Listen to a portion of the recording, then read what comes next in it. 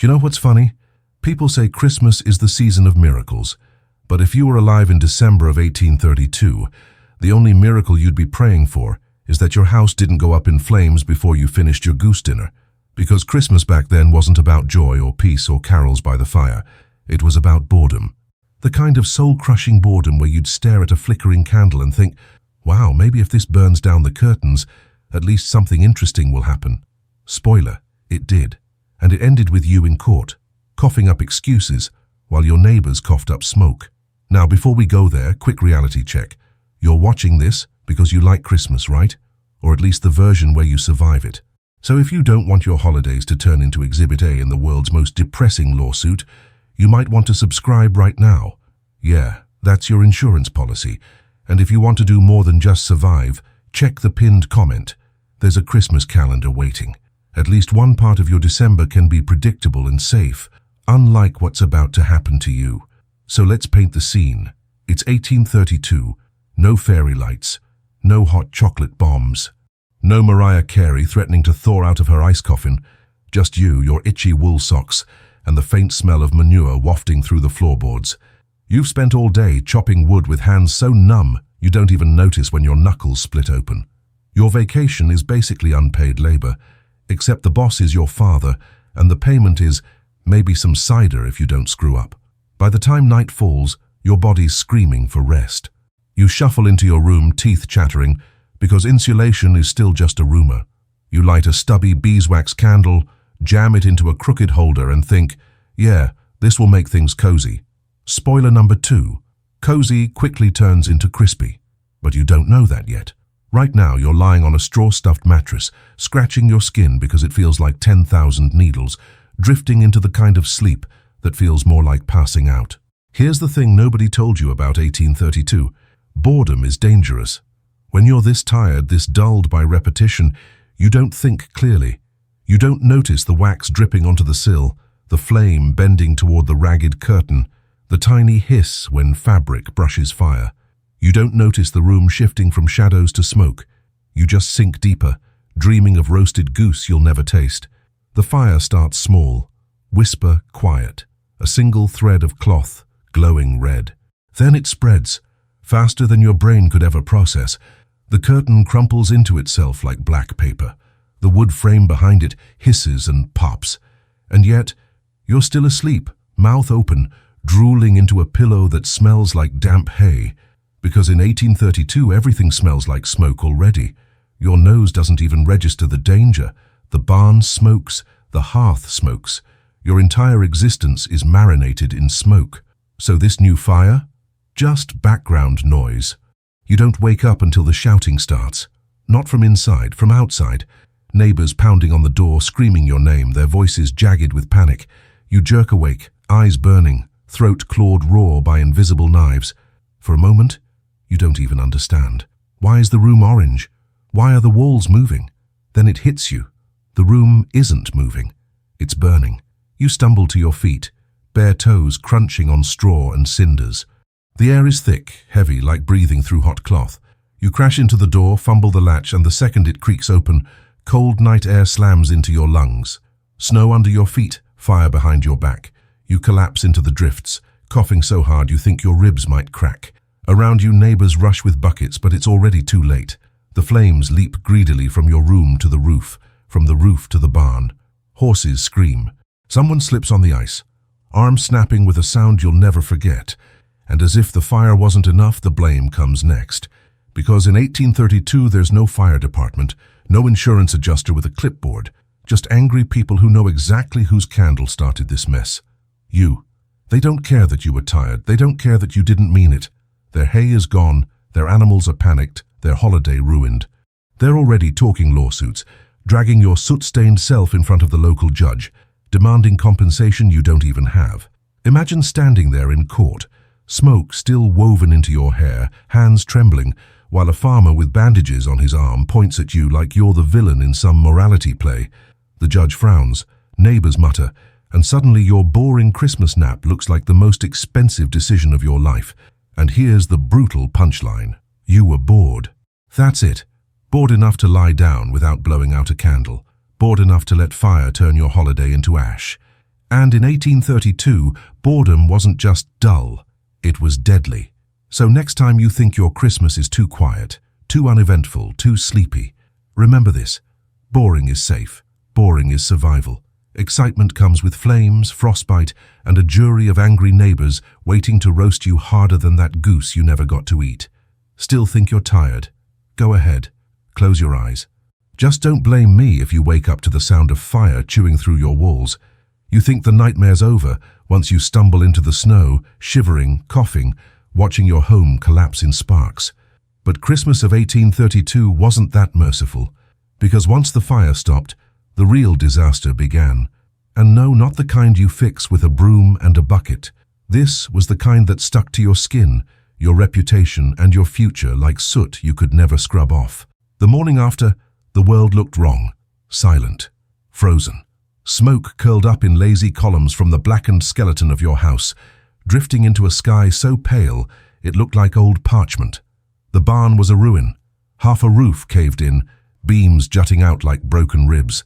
Your neighbor's fields were streaked with ash. A cow moaned somewhere in the distance, a low and miserable sound that reminded you of exactly how much you had ruined. And the worst part? Every single person who trudged past you, every face peering from behind scarves and bonnets, wore the same expression: not pity, not shock, just anger. Because Christmas was supposed to be their escape too. One day, just one, from the endless cycle of chopping wood, fetching water, stitching torn clothes, pretending your shoes still had soles. And you torched it. Literally, their escape day turned into panic, broken bones, and endless work.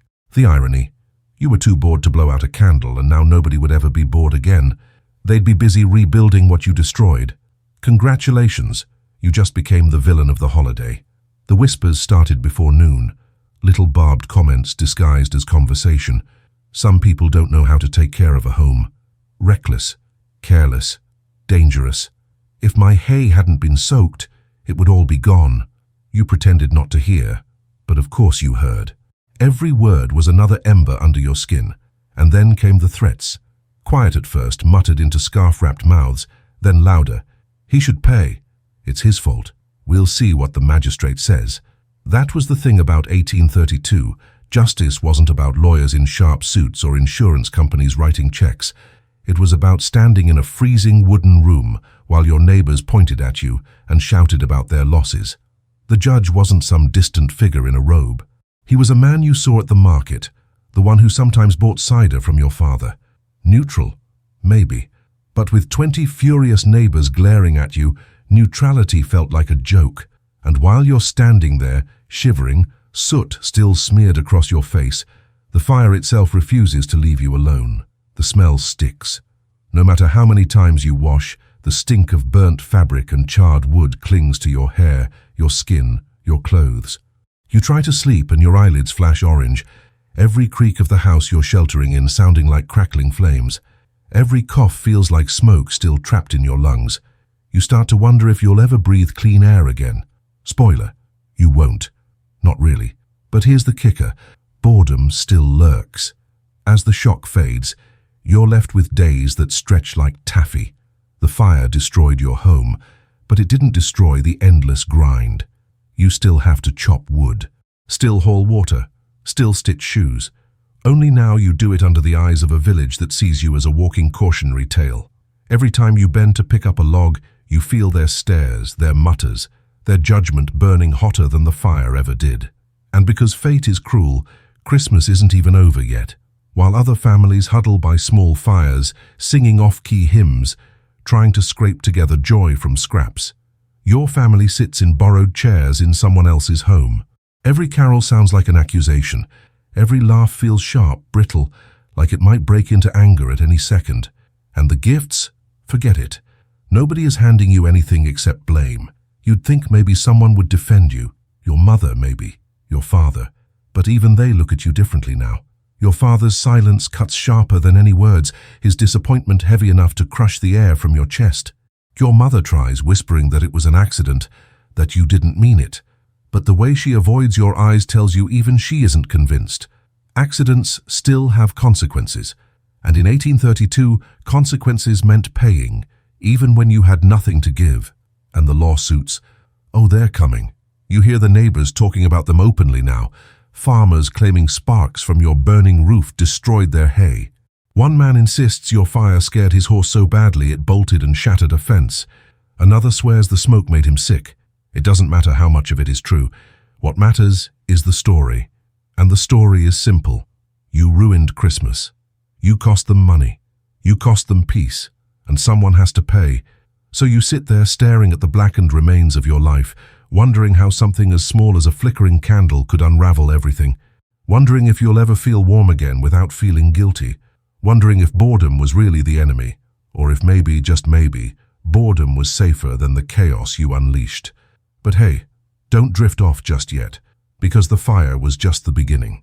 What came after was worse: lawsuits, rumors, and a holiday season that turned into the longest, coldest trial of your life. You think you've seen Christmas disasters before? Wait until you're standing in a courtroom, every eye on you, every voice demanding your punishment. That's when the real nightmare begins. The courtroom isn't what you expect. There's no polished wood, no echoing chambers, no powdered wigs. This is 1832, remember? Justice is held together with splintered benches, drafty walls, and the faint smell of damp straw underfoot. The magistrate's table leans like it's tired of standing upright. And the crowd? They don't sit politely in silence. They cram shoulder to shoulder, scarves still wrapped, boots dripping snow, eyes fixed on you like you're the evening's entertainment, which, let's be honest, you are. You shuffle in, heart jackhammering, soot still under your nails no matter how hard you scrubbed, and instantly the whispers start. Not quiet whispers either, the kind meant to slice you open. There he is, the boy who burned Christmas. Careless fool. It's not even noon and already you're branded. And the worst part? They're not wrong. The magistrate clears his throat. He doesn't bang a gavel, he doesn't even own one. He just stares at you over a pair of cracked spectacles, eyes as cold as the frost crawling up the windows. You've been accused, he says, his voice flat, of negligence, of recklessness, of bringing harm to your neighbors through carelessness. Each word feels like a stone dropped onto your chest. And then the neighbors take turns. One farmer stands, face red from more than the cold. My haystack's ruined, sparks carried over and set it ablaze. That's weeks of work gone. Another limps forward, arm in a sling, grimacing like he's savoring the pain. Slipped on the ice rushing to fight his fire, now I can't work. Who'll feed my family? Then comes the man with the horse. My mare bolted from the smoke, shattered a fence, could have killed someone, all because of his candle. And you can't even argue. What are you going to say? That you were too bored to blow it out? That you wanted something interesting to happen? Imagine the silence if those words left your mouth. So instead, you just swallow them, staring at the floor, wishing the boards would open up and swallow you whole. But the magistrate isn't interested in silence. He wants explanations. What were you doing that night? He asks. His tone says he already knows the answer. You mutter something about being tired, about forgetting, about it being an accident. The crowd laughs, a bitter, humorless laugh, because to them, accident means excuse.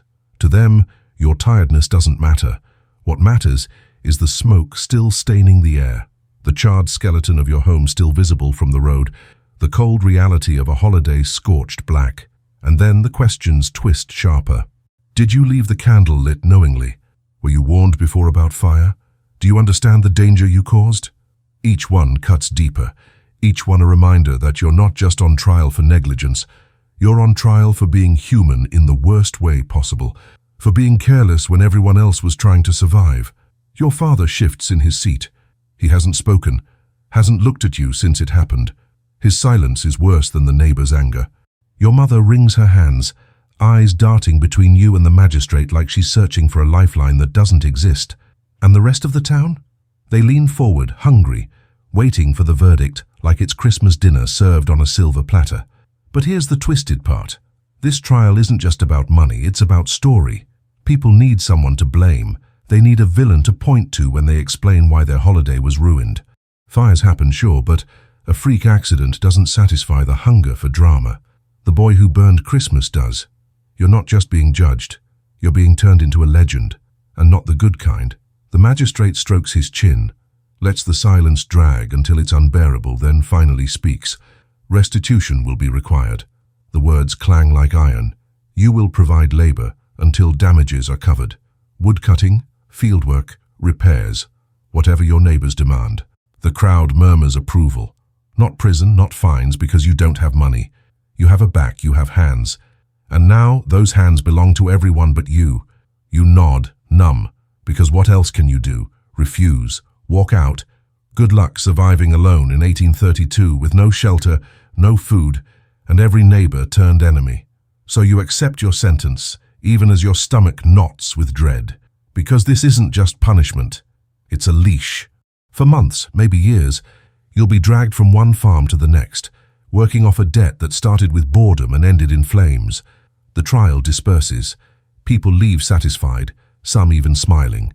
You, meanwhile, stand in the middle of the room, dizzy, staring at the floor until your mother tugs your sleeve. She whispers something about surviving, about keeping your head down, but it barely registers. All you hear is the echo of the magistrate's words. Restitution will be required. And here's the irony that stings worse than the smoke in your lungs. Your boring Christmas nap is now the most unforgettable thing you'll ever do. Not because it was fun, not because it was exciting, but because it branded you forever. Every time someone lights a candle, they'll glance your way. Every time smoke curls into the sky, they'll remember. You are now the punchline to the scariest joke of the century. So much for a peaceful holiday. So much for escape. Your Christmas of 1832 isn't over. It's only just begun. And the fire? That was just the opening act. The real punishment is living every day after, with everyone watching, waiting, reminding you that the flames may have burned out, but your reputation is still smoldering. The sentence sounds simple enough: labor until the debt is paid. But in 1832, that isn't a punishment. It's a life sentence with no expiration date written down. You wake the next morning to the sound of boots crunching snow outside. Not your father's boots, not your brother's, neighbors. They've come to collect you. And the way they stand there, arms crossed, eyes hard, you realize you don't belong to yourself anymore. You belong to them. The first job, cutting wood, always wood, because it's winter and everyone needs it. Axes are shoved into your hands before you've even eaten breakfast. Your fingers, raw from yesterday's trial, split open against the wooden handle. The blisters from last week burst into new ones. And when the axe finally connects with the log, the shock rattles all the way up your arm until your teeth ache. The men watch you silently. No words of encouragement, no nods of approval, just cold stares that say, "Swing harder, boy. You owe us." And so you do. Over and over, until the world narrows into the thud of wood against steel, the sting of splinters in your skin, the taste of iron on your tongue, where you've bitten down to stop complaining. You used to chop wood for your family. Now you chop it for everyone but them. You used to collapse at the end of the day knowing the fire you lit would warm your own bones.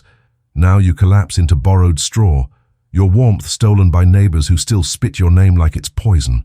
The humiliation burns hotter than the fire ever did. Every job you're dragged to feels like a public performance. Fixing fences, hauling water, mucking stalls. You do it all while people watch from windows, murmuring about the boy who burned Christmas. Children point at you in the street, their voices sing-song cruel. Candle boy, set the world on fire with a toy. You tell yourself they'll forget eventually, but deep down you know they won't. Stories like this don't fade. They harden. And the neighbors don't just want labor, they want contrition. They want you to sweat, to bleed, to ache in ways that match the ache of their losses. One farmer orders you to rebuild his broken fence in the dead of night, lantern light barely cutting through the dark, while frost gnaws at your fingers until they're white and stiff. Another makes you haul buckets of water from the frozen stream, laughing when you stumble, spilling half of it into the snow. They don't just want their debts repaid, they want you broken piece by piece the way they feel broken. Your parents, they don't intervene. Your father says nothing, only gestures toward the door each morning like he's handing you over to wolves. Your mother tries to whisper encouragement, tries to slip you extra bread when no one's looking, but her kindness feels like pity, and pity cuts deeper than anger. You're not her son anymore. You're her shame, wrapped in a blanket. And then comes the worst job, the one you can't scrub out of your memory no matter how hard you try. A neighbor drags you to the remains of your own home. The blackened beams jut into the sky like accusing fingers.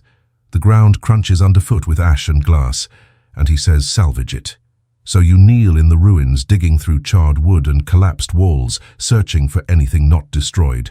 A half-melted spoon, a scorched chair leg, the cracked lid of a chest that once held your family's clothes. Each object you lift is like unearthing a corpse, a reminder of what you lost and what you caused. Smoke still clings to the rubble, stinging your nose, searing your throat. Your hands turn black with soot, nails packed with ash. By the time you're finished, your skin feels as ruined as the wood you stack in a pathetic little pile. The neighbor nods, satisfied, not because you saved anything. There was nothing worth saving, but because watching you crawl through the remains of your own mistake was payment enough. And just when you think it can't get worse, the gossip spreads. People love a story, and your story is too good to stay in one village. Travelers passing through hear about the boy who burned Christmas. Merchants carry it down the road like a piece of candy to unwrap at the next town. Before long, strangers you've never seen before whisper and point, shaking their heads with pity or amusement. You've become a traveling tale, a cautionary fable wrapped in soot and regret. At night, when you finally collapse into bed, exhaustion doesn't save you. The dreams come anyway. Fire chewing through curtains, smoke clawing your throat, the sound of wood snapping like bones. Sometimes you dream of the trial, the magistrate's voice echoing endlessly. Restitution will be required. Sometimes you dream of running, escaping into the woods, snow swallowing your tracks. But you always wake up in the same place, broken, aching, with the day's work waiting outside. And the cruelest part, Christmas hasn't even ended yet. While other families celebrate the 12 days with feasts and songs, you celebrate with labor, with humiliation, with a reputation you'll never escape. Every carol sounds like mockery. Every bell feels like a funeral toll. And every flicker of candlelight sends your heart racing, stomach twisting, as if the flames might come alive again and drag you back into the fire. This was supposed to be the most boring Christmas of your life. Instead, it's the one you'll never escape, because the fire burned your house, but the shame, that burned into you. And shame doesn't go out with a bucket of water. It lingers, glowing, smoldering, waiting for the right moment to flare up again. And trust me, it will. The thing about punishment is that people don't just want to see you suffer. They want to be entertained while you suffer. And by the second week of your restitution, the town has turned you into their own holiday spectacle. Forget the Christmas goose. Forget the wassail. You are the event. It starts small. Neighbors watch you chop wood and mutter comments just loud enough for you to hear. Swing harder, fireboy. Careful, he might burn the logs just by touching them. You grit your teeth and keep swinging, because what else can you do? Argue, that only feeds them. Stay silent, that feeds them too. You're a feast they'll never stop chewing. But then it escalates. Kids follow you around, laughing, pelting you with snowballs dipped in soot, as if mocking your own blackened hands. They chant your new name like it's a Christmas carol. Candle boy, ruined all our joy. Their parents don't stop them. Some even laugh along. Because humiliation, apparently, is just another form of restitution. The farmers get creative too. One makes you haul manure barefoot, claiming your boots might catch fire. Another has you stand in the freezing stream, washing his oxen harnesses, saying, "Water's safer in your hands than fire, eh?" They laugh at their own jokes, shoulders shaking, while you stand there, teeth chattering, pretending you don't feel your bones turning to ice. And the worst part? It works. They're not just punishing you, they're enjoying it. Every chore becomes a performance, every mistake, every stumble, every groan is met with smirks and chuckles. You thought shame would fade after the trial. Instead it grows, fed by their laughter, sharpened by their creativity. You're not just repaying debts, you're giving them a show. Your family tries to keep their heads down. Your father works silently beside you sometimes, pretending not to hear the jokes, pretending not to notice the stares, but his silence feels like abandonment. Your mother whispers that it will pass, that people will get bored.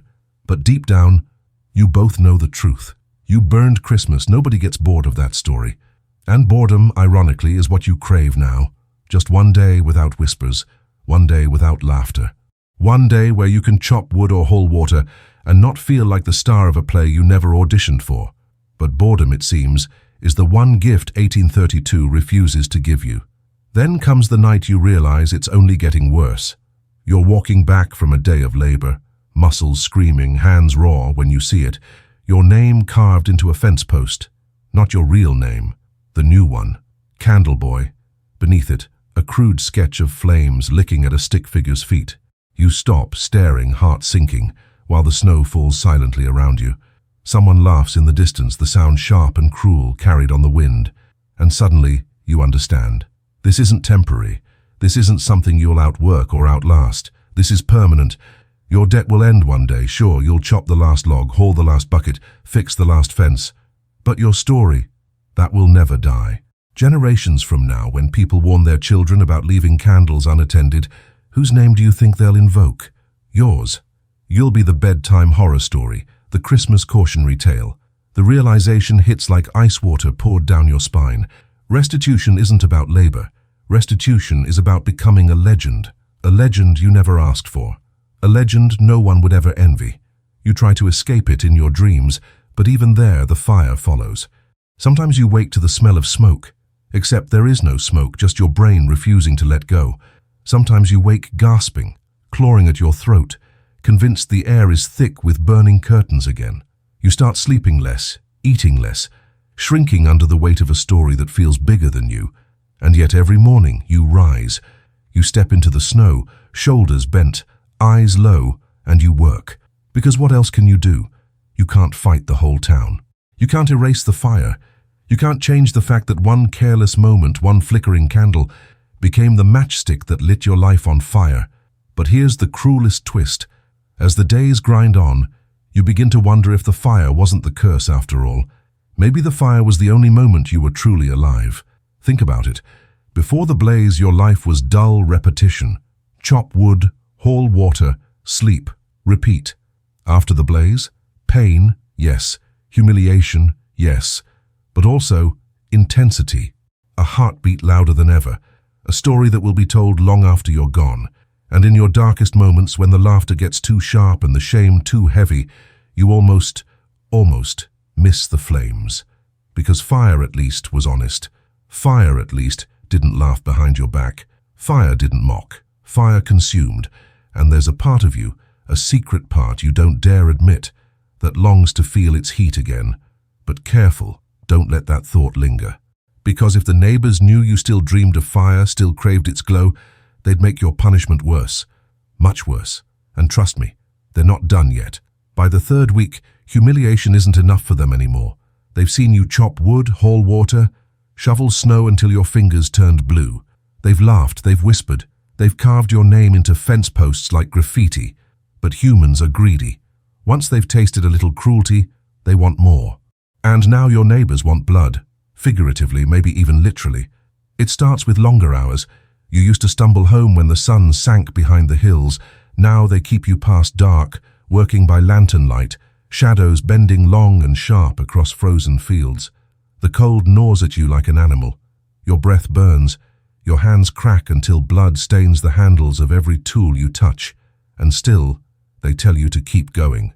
Work harder, Candle Boy. Fire doesn't rest, so why should you? Then come the dangerous jobs. Clearing ice from rooftops, hauling stones from a collapsed well, digging ditches in soil so hard it rings like iron when your shovel strikes. These aren't tasks, they're tests, and every slip, every stumble, every groan earns you another round of mocking laughter. They're not just punishing you for the fire anymore, they're daring it to happen again. They want to see how far they can push before you snap. And the thing is, you start to snap. Not out loud, not in ways they can see, but inside, deep down, something twists. At night, when you lie in the borrowed straw bed, staring at the ceiling, you start to hear the fire whisper. Not words, just crackles, hisses, pops. But it's enough. You remember how warm it felt, how alive. And in a sick, secret corner of your mind, you wonder if burning everything down again wouldn't be easier than carrying this weight. You shove the thought away, but it keeps coming back. Every time someone laughs at you, every time a kid pelts you with soot, every time your father refuses to meet your eyes. Fire doesn't laugh. Fire doesn't judge. Fire just consumes. And maybe you think, that's mercy. But then one night mercy looks different. You're stumbling back from a neighbor's farm, shoulders heavy, hands blistered, when you hear footsteps behind you. You tense, expecting more laughter, maybe another cruel prank. But when you turn, it's a girl, younger than you, scarf pulled tight against the cold. She hesitates, then presses something into your hands. A crust of bread, still warm. You stare at it, stunned. Nobody has given you anything since the fire.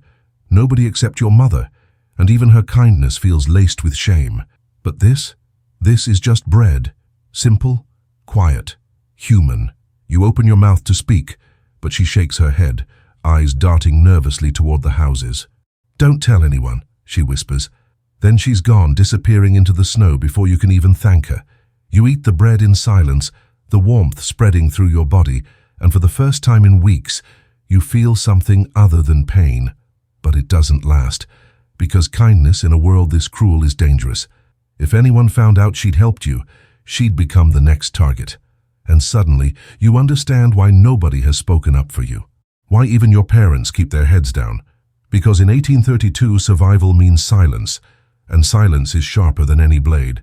The next day, the punishments grow harsher. A farmer forces you to stand watch by his barn all night, just in case you're planning another fire. The wind cuts through your clothes like knives. Your feet go numb, then your legs, until you wonder if you'll ever feel them again. By dawn, your lips are cracked and bleeding, your hands stiff claws you can barely flex. And still, when he comes to relieve you, he smirks. Looks like you didn't burn it down this time. You stumble home, half frozen, collapse into bed, and dream of fire. Not as destruction, but as warmth. A fire big enough to melt the frost in your veins. A fire that doesn't mock, doesn't punish, doesn't laugh. A fire that simply is. You wake with tears frozen to your face, heart pounding, and the terrifying realization that you don't fear fire anymore. You crave it, but you can't let that show. If they saw the hunger in your eyes, the flicker of flame in your thoughts, they'd drag you back to court. They'd call you dangerous, unstable, cursed. So you keep your head down. You chop, you haul, you dig. You let them laugh. You let them spit. You let them strip you of everything but your breath, because that's the only way to survive. And yet, survival doesn't feel like enough anymore. Not when every day is just another performance of shame. Not when every night is haunted by the whisper of flames. You start to wonder if maybe survival isn't the goal. Maybe survival is the punishment. Maybe the only real escape is the one thing they fear most. Another fire. Careful now. That thought is dangerous. But it's also the only one keeping you warm. By now, your punishment isn't just about restitution. It's a sideshow. The whole town has discovered that you're more than a cautionary tale. You're free entertainment. And with Christmas dragging on through the frozen days of late December, they're bored enough to make you their holiday spectacle. It begins with chores turned into theater. Instead of quietly assigning you tasks, they gather to watch. Someone forgets to close the barn door, and suddenly half the town is there to see you chase stubborn goats through the snow, slipping, cursing under your breath, while their laughter echoes off the frozen walls. A fence needs mending. They all stand in a line, offering advice, jeering when you hammer the nail crooked, booing like you're the world's worst performer. Even your sweat has become public property, and they don't just laugh, they decorate. One farmer hands you a bucket of ash and says, "You'll feel right at home with this candle, boy." Another ties scraps of burnt cloth to your belt, cackling about giving you a costume to match your legend. Soon, children are parading behind you with sticks they've set alight, small controlled flames, while their parents chuckle, saying, "Look, Candle Boy's followers." You tell yourself it's just mockery, but deep down, you wonder if it's prophecy, because something strange happens as you endure the jeers. At first, the laughter cuts sharp as knives, but slowly it starts to dull, not because they're kinder, never that, but because you stop hearing it the way they intend. When they chant Candle Boy, you hear something else. Not shame, not guilt, a name, a title, one that belongs to you, and with that title comes something unexpected, attention. For the first time in your life, people know who you are. Before the fire, you were invisible, just another tired boy chopping wood, hauling water, blending into the endless grind of survival. Now, everyone sees you, everyone speaks your name, even if they spit it. And that attention, twisted as it is, sparks a dangerous thought. Maybe you're not just a villain, maybe you're something bigger. You try to shake it off, but the thought grows like embers hidden in ash. Every time someone points at you, every time a child sings your new carol, you feel a strange heat under your skin. Not anger, not shame. Power. They gave you a legend, and legends don't die. But then comes the night that cements it. They drag you to the village square, lanterns swaying, breath smoking in the icy air. Someone's decided you should entertain them, since you've already ruined their holiday. "Sing for us," a woman jeers. "Or maybe dance, candle boy." The crowd cheers, stomping their boots, demanding a show. You refuse at first, standing stiff, jaw clenched. But the jeers turn ugly fast. Snowballs pelt your face. A man shoves you forward laughing, "Careful, don't trip, he might set the snow on fire." And suddenly you're surrounded. Nowhere to go. A ring of faces lit by flickering lantern light, their eyes hungry, waiting to devour your humiliation. So you do the only thing you can. You play along. You stagger, exaggerated, pretending to slip on invisible ice. The crowd roars. You bow mockingly, lips curling into a smile you don't feel. And for one fleeting moment, the laughter shifts. They're not laughing at you. They're laughing because of you. You gave them what they wanted. You controlled it. The realization is intoxicating. If humiliation is inevitable, why not wield it? If you're candle boy, then be candle boy. Give them a show they'll never forget. From that night on, you lean into it. When children chant your name, you bow with a flourish. When someone mocks your fire, you blow on your hands dramatically, pretending to warm yourself. And the more you embrace the role, the more uneasy some of them grow. Because legends are supposed to be controlled, but you've started controlling your own. You were supposed to be their clown, their scapegoat. But now, you're something else, something unpredictable. And that unpredictability scares them, because fire is never truly tamed. Still, when you collapse into bed at night, the truth gnaws at you. This role, this performance, it doesn't erase the shame. It just masks it. Beneath the jokes, beneath the mock bows and sarcastic smiles, the whispers of fire still follow you. Every time a lantern flickers, your heart lurches. Every time you see a candle, your fingers twitch. You don't just carry the legend of fire. You crave the real thing. One evening, while hauling water, you catch yourself staring too long at a neighbor's lantern. The flame sways, golden, hypnotic. For a moment, the bucket in your hands feels irrelevant. All you want is to reach out, touch the glass, feel the heat against your skin. You snap out of it just in time, dumping the water over your boots, cursing as the cold soaks through. A couple watching nearby laugh, assuming it's clumsiness. They don't see the hunger in your eyes, thank God, but you know it's there, growing, spreading like fire. And as much as you fight it, part of you wonders, if you lit another flame, just one, just small, would it burn away the laughter? Would it silence the jeers? Would it remind them that fire isn't a joke, that fire is power?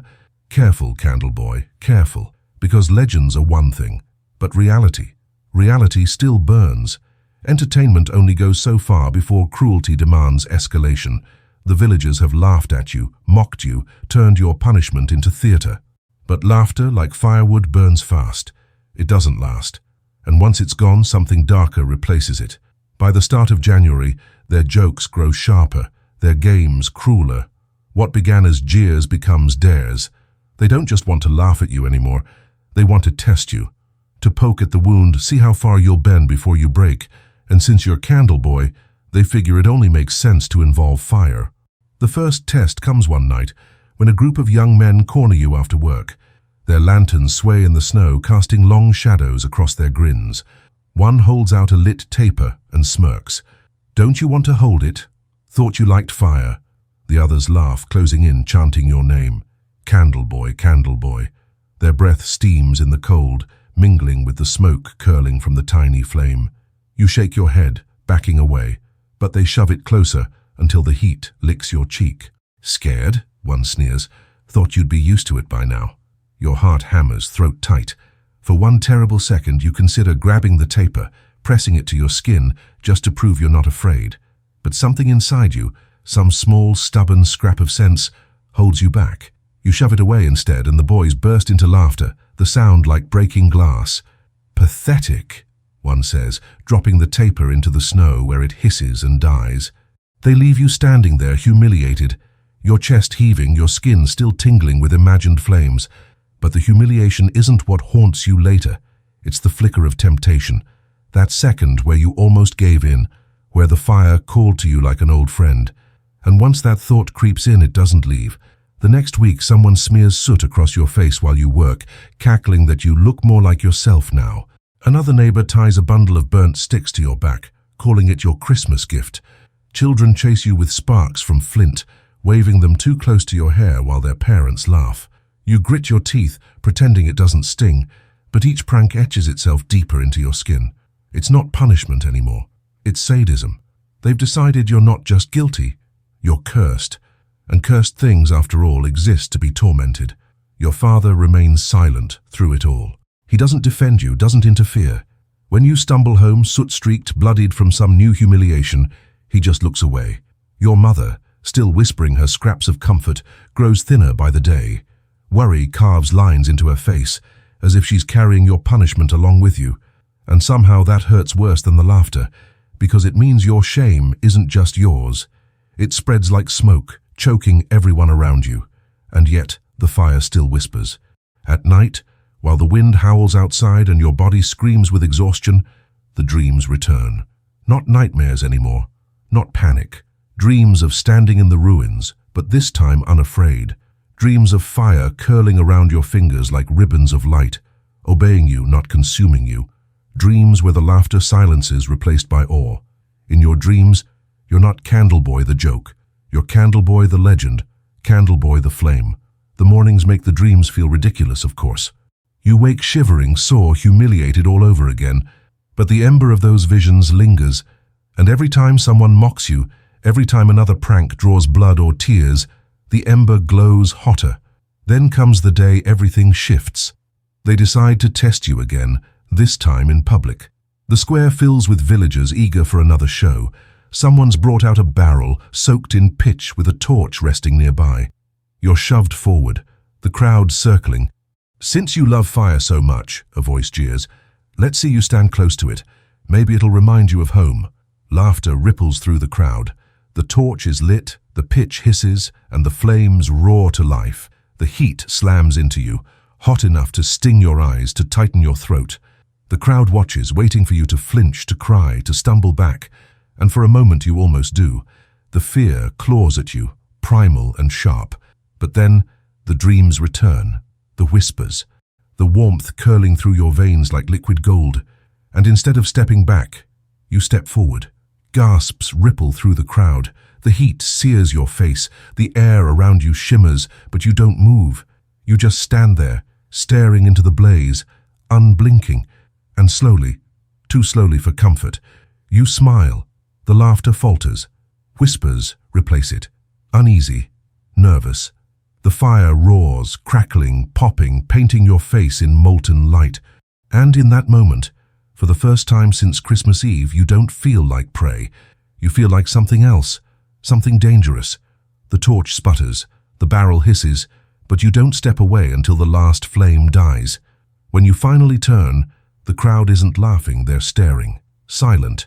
Some with fear, some with something else, something almost like respect. You walk away, head high, heart pounding, the ghost of the fire still flickering in your chest. For once, they didn't laugh. For once you controlled the story. But careful, Candleboy, because legends built on fire don't end in silence, they end in smoke. The silence after the barrel test is louder than any jeer. For weeks, they mocked you, spit at you, turned you into their clown. But when you stepped toward the flames instead of away, something shifted. It was small at first, just a pause, a hesitation in their laughter. But in a town this small, hesitation spreads like smoke. The next day, when you're marched to another neighbor's farm, the air feels different. The usual mutters still hang in the cold, but softer. Not everyone laughs now. Some watch quietly, eyes narrowed, as if weighing something. Fear, maybe, or suspicion. You're still Candleboy, sure, but no longer just a joke. Now you're unpredictable, and unpredictable is dangerous. It doesn't take long for whispers to start. Not the mocking kind, but the wary kind. The kind that spreads behind closed doors, around firesides late at night. Did you see how he stood in front of the flames? Didn't even blink. Almost like he wanted it. The words slither through the village like icy wind. By the time you hear them yourself, they've already twisted into legend. Candleboy doesn't fear fire. Candleboy commands it. And that's when things change again. The children stop chasing you with sparks. Instead, they trail behind you in silence, wide-eyed, whispering stories about how you can't be burned. A woman refuses to let you near her barn, muttering that she won't have cursed hands near her animals. A man crosses himself when you pass, as though warding off evil. The shift is almost laughable. Yesterday you were their clown. Today you're their curse. At first, the change feels like relief. No more snowballs, no more jeering chants, no more pranks that leave you bleeding in the snow. But the relief doesn't last, because fear is sharper than laughter. Fear doesn't just mock, it isolates. People stop speaking to you, stop looking at you, stop treating you like a boy at all. To them, you're something else now, something unnatural. Your father notices it too. For the first time since the fire, he speaks to you. Not kindly, not with warmth, but with a low, strained voice. Keep your head down. Don't give them reason to believe the stories. You nod, but inside, you're laughing. Because it's too late. The stories have already grown beyond you. They don't need truth anymore. They just need fear. And yet, you don't hate it. Not entirely. After weeks of humiliation, weeks of being their spectacle, their toy, fear feels like a weapon in your hands. The same people who threw soot at you now step aside in the street. The same men who jeered when you stumbled now avert their eyes. For the first time you feel taller, stronger. Not because you are, but because they think you are. But fear is a double-edged blade. It cuts outward, but it cuts inward too. Every time you catch someone watching you from a doorway, every time you hear your name whispered with dread, something stirs in your chest. A flicker, a warmth. The whispers aren't wrong, are they? You didn't step back from the flames. You stepped forward. You wanted it. And that hunger, it's still there, gnawing, growing. You test it one night, alone. While hauling wood, you strike flint against steel, letting a spark catch on a scrap of straw. The flame rises, tiny, fragile, and your heart lurches. You crouch close, feeling the heat against your face, watching the straw curl and blacken. For a moment, it's just you and the fire, no laughter, no jeers, no fear. Just warmth, just life. You blow it out quickly, glancing around to be sure nobody saw. But when you walk away, your hands are trembling, not with fear, but with longing. Hand longing is dangerous, because the town is watching closer now. Every flicker of lantern light near you, every puff of chimney smoke becomes suspicious. A barn door creaks open in the night. Candle boy. A chicken coop catches fire in the distance. Candle boy. Even when you had nothing to do with it, your name rises first, louder than the smoke itself. The legend has teeth now, and once a legend bites, it never lets go. Your mother begs you to stay inside more, to avoid drawing attention. But staying inside doesn't stop the whispers. If anything, it makes them worse.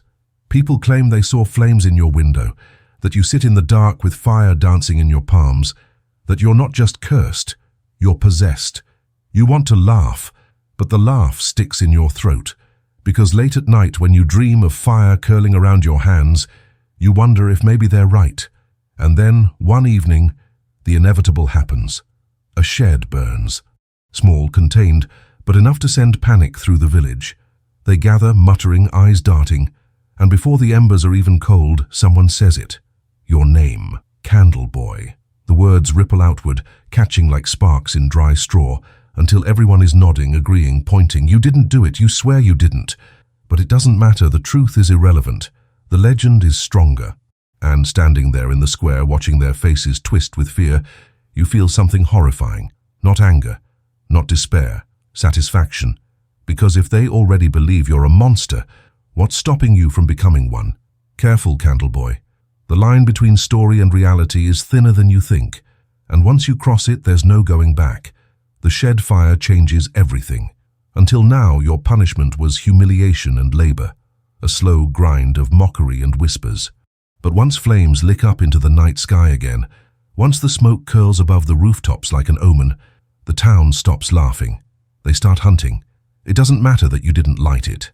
It doesn't matter that you were miles away, hauling water until your hands went numb. Truth is ash, useless, fragile, scattered by the wind. Legend, though. Legend burns. And the legend says, Candle Boy brings fire. So when the shed collapsed into glowing embers, they didn't see an accident. They saw your shadow. The accusations start before the smoke even clears. It's him. Of course it's him. "He's cursed." The words crawl through the crowd like flames through dry hay. You try to protest, but every sound you make is swallowed by their shouts. "He burned Christmas, and now he's burning the rest of us." The faces staring at you aren't mocking now. They're sharp, hungry, gleaming with the satisfaction of having their fears confirmed. Your father drags you home before the crowd can do worse. His grip on your arm is iron, his jaw clenched so tight it looks like it might crack. Inside, your mother clutches your hands, trembling. "Tell me the truth," she whispers. Her eyes search yours desperately. And that's when you realize the most terrifying thing of all. She's not asking because she believes you. She's asking because she doubts you. You swear it wasn't you. Swear until your throat aches. But the doubt lingers in her eyes anyway, small and poisonous. Your father doesn't even ask. He just paces the room, muttering about moving away, about leaving before the village decides to do something worse than accuse. But moving in 1832 isn't like today. There's no truck to load, no new town waiting with open arms. Moving means walking into the wilderness with nothing but your guilt and your hunger. And even if you left, the story would follow. Legends don't stay behind. The next morning, the punishments resume. But they've shifted.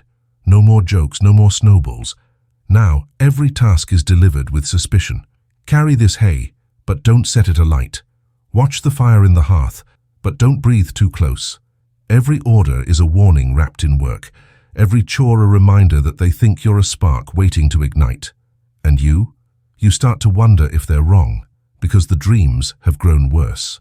Every night now you dream of fire curling around your hands, of buildings glowing red, of neighbors screaming.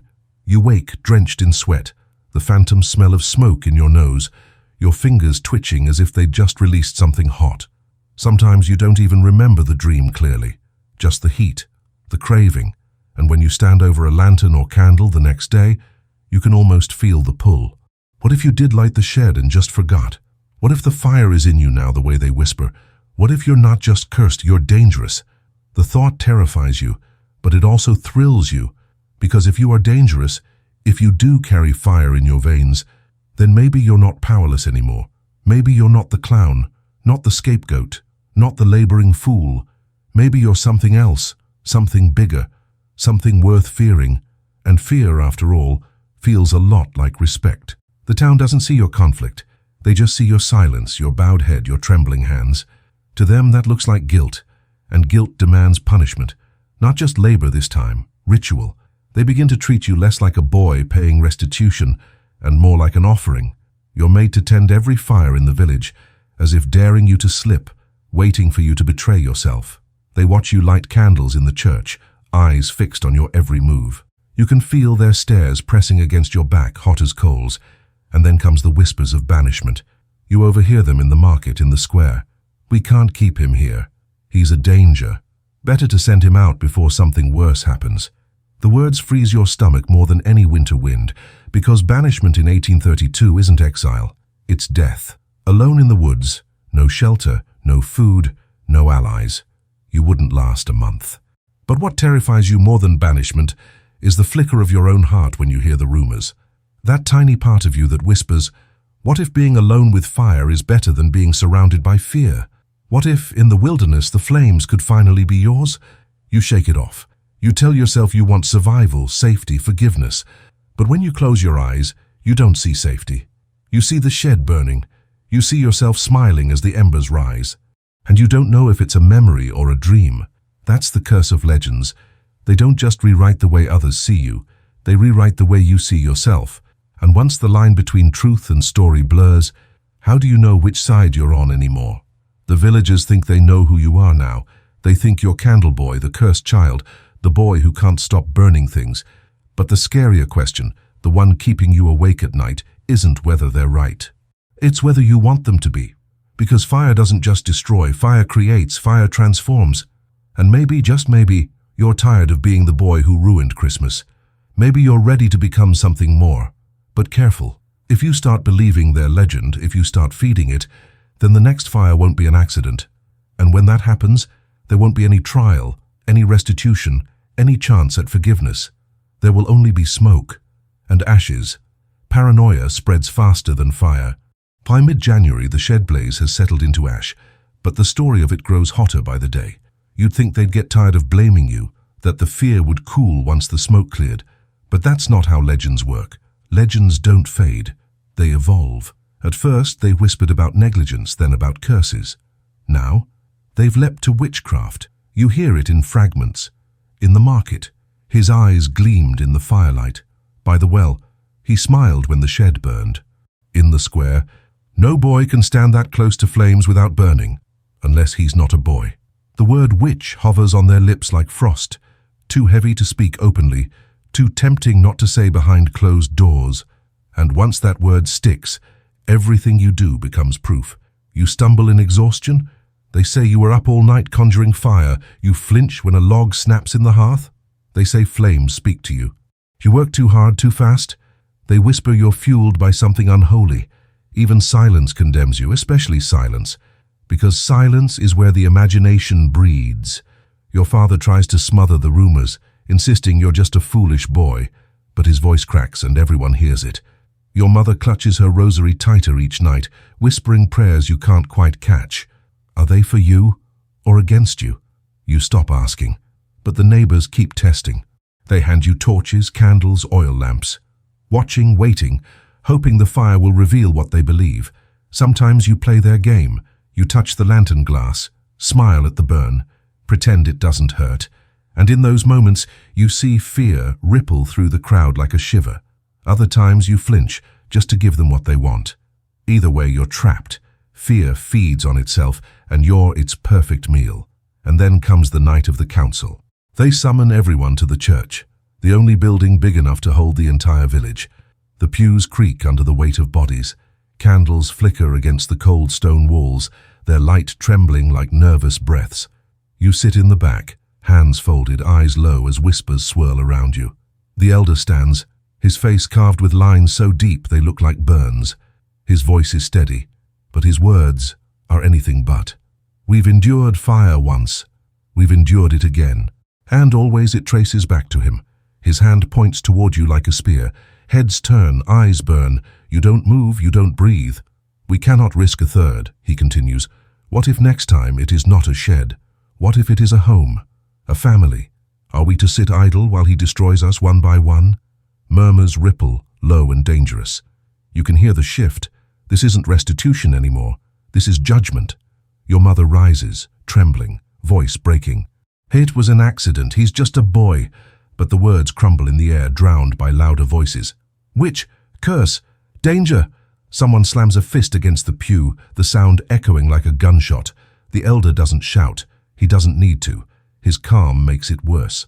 We must decide. Keep him here and risk the flames consuming us all, or banish him, for the safety of our children. The word banish hangs in the air, sharp as ice. You feel every gaze on you, every breath waiting to see how you'll react. Your father's jaw tightens. Your mother clutches his sleeve, begging him to speak. He doesn't. He won't. Because deep down, maybe even he wonders if they're right. And in that silence, something inside you breaks. You laugh. It's not loud, not cruel, just a single sharp laugh that slices through the whispers. The sound startles even you, but once it's out, you can't stop. The tension in the church snaps like dry kindling, and your laugh fills the air until people shift uncomfortably, until some draw back in fear. Because laughter wasn't what they expected. Fear, tears, pleas, those would have fit the role. But laughter? Laughter means something else. You rise slowly, every eye locked on you, and for the first time, you don't bow your head. You meet their stares, one by one, and your smile widens. Banish me if you want, you say, your voice steady, stronger than you imagined. But remember this, fire doesn't care where I am. Fire goes where it pleases. Gasps ripple. Some cross themselves, some spit. A few, just a few, stare at you with awe. And in that moment, you realize the legend is no longer theirs to tell. It's yours. They vote anyway, of course. The majority demand your exile, but fear holds them back from immediate action. They give you one more chance, 1 month of labor, 1 month to prove you're no danger. Fail, and you're gone. You nod, pretending to accept. But inside, the ember glows brighter, because whether you stay or go, the story has already spread. You're not just a boy anymore, you're Candle Boy, Witch, Curse, Flame, and maybe, just maybe, That's what you were meant to be all along. But careful, legends burn bright, and the brighter the fire, the faster it consumes. 1 month. That's the leash they've wrapped around your neck. A month of labor to prove you're not a danger. A month to convince them you're still just a boy and not some demon wrapped in wool and soot. But everyone knows the truth. It's not a test you can pass. It's a countdown. A slow march toward banishment or worse. The first week they pile you with work heavier than ever. They say it's to prove your worth, but you know better. It's punishment in disguise. They send you to chop wood until your hands blister and bleed, then tell you to carry buckets of water with fingers that barely bend. They make you haul rocks from the frozen riverbed, each one slick with ice, your breath ragged in the cold. By nightfall, you collapse onto straw that smells of mildew, your body screaming, your mind buzzing with a single thought. They want me broken before the month is over. And yet, you don't break. Not completely, because something has shifted inside you. Every whisper of witch, every muttered curse, every child's fearful stare fuels the ember burning in your chest. They think you're dangerous. They think fire bends toward you. And maybe, just maybe, they're right. You begin to wonder if your survival doesn't depend on proving them wrong, but on proving them right. By the second week, their suspicion sharpens into paranoia. A lantern tips over in the tavern. Your fault. A chimney smokes too heavily. Your fault. A woman claims her bread baked too quickly in the oven. Your fault. Each absurdity piles on until you start laughing again, the same laugh that froze them in the church. And the more you laugh, the more they fear you. It's intoxicating, terrifying, addictive. One night while repairing a fence, you test the power of their fear. You pause, look up at the men watching and whisper, "Do you smell smoke?" Instantly their face is pale, heads whipping around, eyes wide. There's no smoke, of course. No fire. Just your words. But it doesn't matter, their imaginations do the rest. And in that moment you realize you don't need flames to burn them. Fear is fire, and you've learned how to spark it. Still, the month drags on. Every day is labor, every night is suspicion. You hear whispers of exile sharpening into something harsher. A group of men joke, half-joke, about tying you to a stake, just to see if the flames like him so much. You laugh it off in public, but in the dark, lying awake, the image gnaws at you. Flames licking at your skin, not as a dream this time, but as an end. Your mother pleads with you to stay quiet, to keep your head down. "Don't provoke them," she whispers, clutching your hands, tears streaking her cheeks. But when you look into her eyes, you see it again, that flicker of doubt. She loves you, yes, but she fears you too, and that fear cuts deeper than the neighbor's accusations. Your father, as always, says nothing. His silence has become its own kind of judgment, and you're sick of it, sick of his refusal to defend you, sick of his shame. One night, after hours of hauling stones, you snap. "Say it," you hiss at him. "Say you think I'm cursed." He doesn't answer, doesn't even look at you, and somehow that silence is worse than any word. By the third week, the dreams take over. They're no longer just flickers of fire in your hands. They're vivid, overwhelming. You see the village burning, roofs collapsing, neighbors screaming. But in the dream, you're not afraid, you're calm, powerful, smiling as the flames dance at your command. You wake drenched in sweat, the smell of smoke in your nose, and for a terrifying moment, you wonder if you dreamed it, or if it already happened. The villagers sense your change. They see the gleam in your eyes, the way you no longer flinch when they accuse you. They whisper louder, their paranoia fusing with superstition. The word witch slips into open air now, not just behind doors. Children are pulled away from you. Doors slam when you pass. Some men carry iron charms, muttering prayers when you walk by. Fear has become a religion, and you are its devil. The fourth week arrives, and with it the end of your so-called chance. You work harder than ever, hauling, chopping, mending, though you know it's pointless. At night you hear them planning. They won't just banish you. They want to make sure you can't come back. Banishment isn't enough for a curse. Fire, they say, must be smothered completely. And you stop fearing it. You stop fearing them. If this is how it ends, then so be it. But not quietly, not bowed and broken. If they want Candleboy, the cursed child, the witch, then that's what you'll give them. You'll give them fire. The ember inside you flares brighter with every passing day. You start staring too long at lanterns again, feeling the warmth on your skin. You start lingering by the hearth, eyes fixed on the flames until someone pulls you away. And though you don't say it aloud, you know the truth. If the end comes, you'll meet it with fire in your hands. 1 month, that was their leash, and now the rope is snapping. Careful, Candleboy, because once you strike the match, there's no turning back. The end of the month arrives like a drumbeat. You wake that morning already knowing, today is judgment. The work doesn't matter anymore, the restitution doesn't matter. The whispers, the jeers, the laughter, they've all built to this. You are no longer a boy paying off a debt. You are a symbol. And symbols don't get pardons, they get erased. The church bell tolls at dusk, its echo dragging across the frozen fields. One by one, lanterns flicker to life, carried by neighbors trudging toward the square. You're summoned with them, shoved into the circle of light like a prize animal. The air is thick with smoke from pitch torches, their glow painting every face in red. And when you see their expressions, you know, this isn't a meeting. This is a verdict. The elder steps forward, voice steady, cold. The month is done. The fire still haunts us. We cannot risk more. Murmurs ripple, sharp, hungry. You catch words like banish, danger, stake. Someone spits at your feet. Another clutches an iron charm. The fear has curdled into something worse, certainty. Your mother pushes through the crowd, tears streaking her face. She pleads, voice breaking. Please, he's just a boy. He's my son. But her words clang hollow against the walls of belief. You can see it in their eyes. Her love is irrelevant. Your father doesn't even try.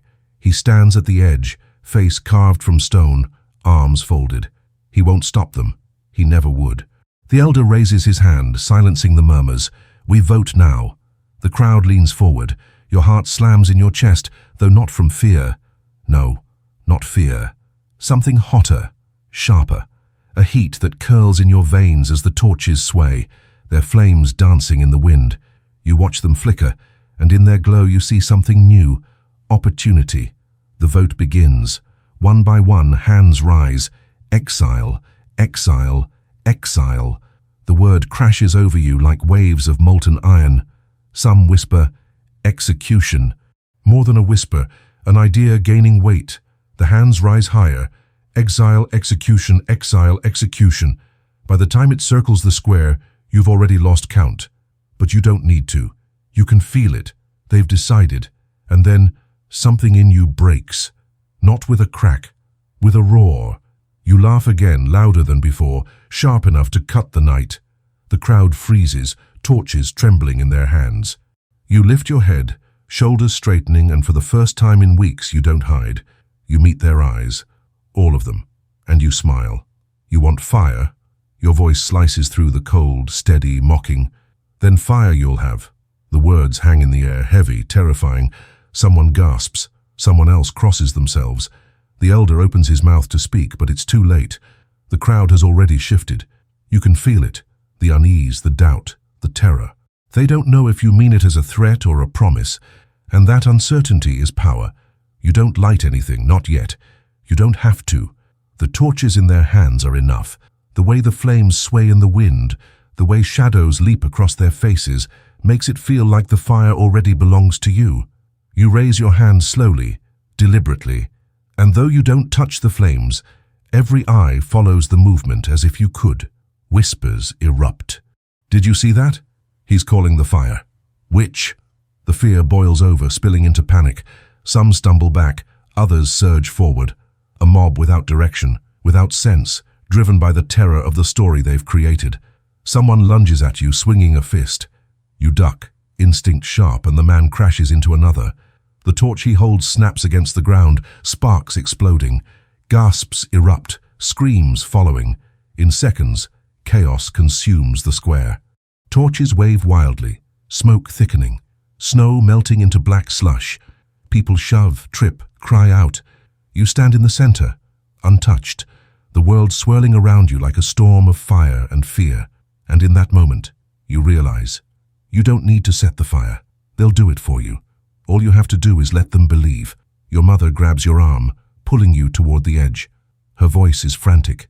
Run! Please, run! But your feet don't move. You're rooted, eyes locked on the flames. The ember in your chest flares higher than ever, a roaring hunger. Run? No. Why run when the fire is finally yours? The elder shouts, trying to regain control. His voice is lost in the chaos. Someone yells, "Burn him!" Another screams, "Banish him!" The words crash together, meaningless, drowned by the roar of panic. And through it all you stand still, smiling, watching the fire dance. Because here's the truth. Exile, execution, restitution, none of it matters anymore. You are no longer a boy waiting for judgment. You are the judgment. You are the curse they fear, the legend they created. And whether you light the match or not, the story is already burning. Careful, Candleboy. The crowd is a tinderbox now. One spark, just one, and the night will end in flames. The square is a bonfire without the fire. Panic spreads like sparks in dry hay, whipping the villagers into a frenzy. Their voices clash. Banish him, burn him, curse witch. The torches sway dangerously close to roofs and clothing, and for a heartbeat, you think they might forget you entirely and burn themselves down instead. But then, all eyes swing back to you. It happens in a ripple, like smoke shifting in the wind. One man points, his face twisted in terror. "Look, he's smiling!" Another gasps, "He wants this! He wants the flames!" And suddenly, the fear sharpens into violence. They aren't debating anymore. They've chosen. The first hand grabs your shoulder, yanking you forward. Another fist slams into your side. A third shove nearly sends you sprawling into the torchlight. Voices roar around you, deafening, a chorus of fury and fear. "Burn him! Tie him down! End it before he ends us all!" Your mother screams, throwing herself in front of you, arms wide, begging. "He's just a boy!" She's shoved aside, her body hitting the ground with a crack that makes your stomach twist. Your father doesn't move, doesn't speak, just watches, stone-faced, as though you're not his son anymore, just a fire hazard he's ashamed to claim. They drag you to the center of the square. Rope coils around your wrists, rough and biting. The elder's voice cuts through the chaos, calm and cold. "Enough, we end this tonight." The words freeze your blood, even as heat surges in your chest. End this. End you. The crowd surges forward with wood, kindling, straw. A pyre begins to form at your feet. The irony makes you laugh even through the fear. Of course it would end this way, the boy who burned Christmas, consumed by fire himself. The legend completes its circle, but as they pile the wood higher, something strange happens. The fear in their faces doesn't look like victory. It looks like desperation. Their hands shake, their eyes dart, because fire is unpredictable, even when it's meant to save. And by tying you to the flames, they aren't destroying danger. They're feeding it. You feel it too. The ember in your chest, flaring brighter with every piece of wood laid at your feet. Your skin prickles, your breath quickens, your heart pounds not with terror, but with something sharper. Excitement, hunger. If they light it, if the flames touch you, you know you won't scream. You'll laugh, because you don't fear fire anymore. You belong to it. Someone steps forward with a torch. The crowd leans in, holding their breath. The torch sways, its flame bending toward the pyre. For a second the world holds still, and then chaos shatters the silence. A gust of wind slams through the square, knocking the torch from the man's hand. It tumbles into the straw, but not at your feet. Off to the side. The flames leap instantly, racing across the snow, devouring the wood meant to destroy you.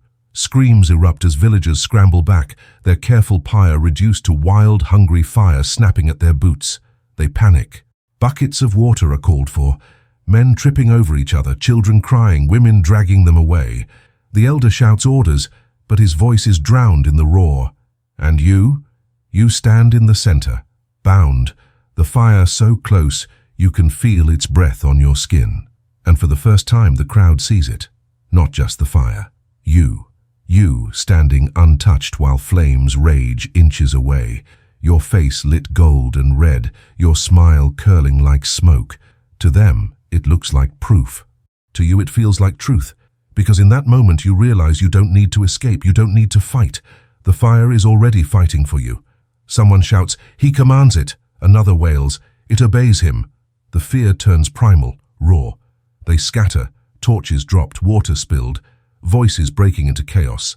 The square empties in a rush, leaving only smoke, fire, and you, still bound, still smiling.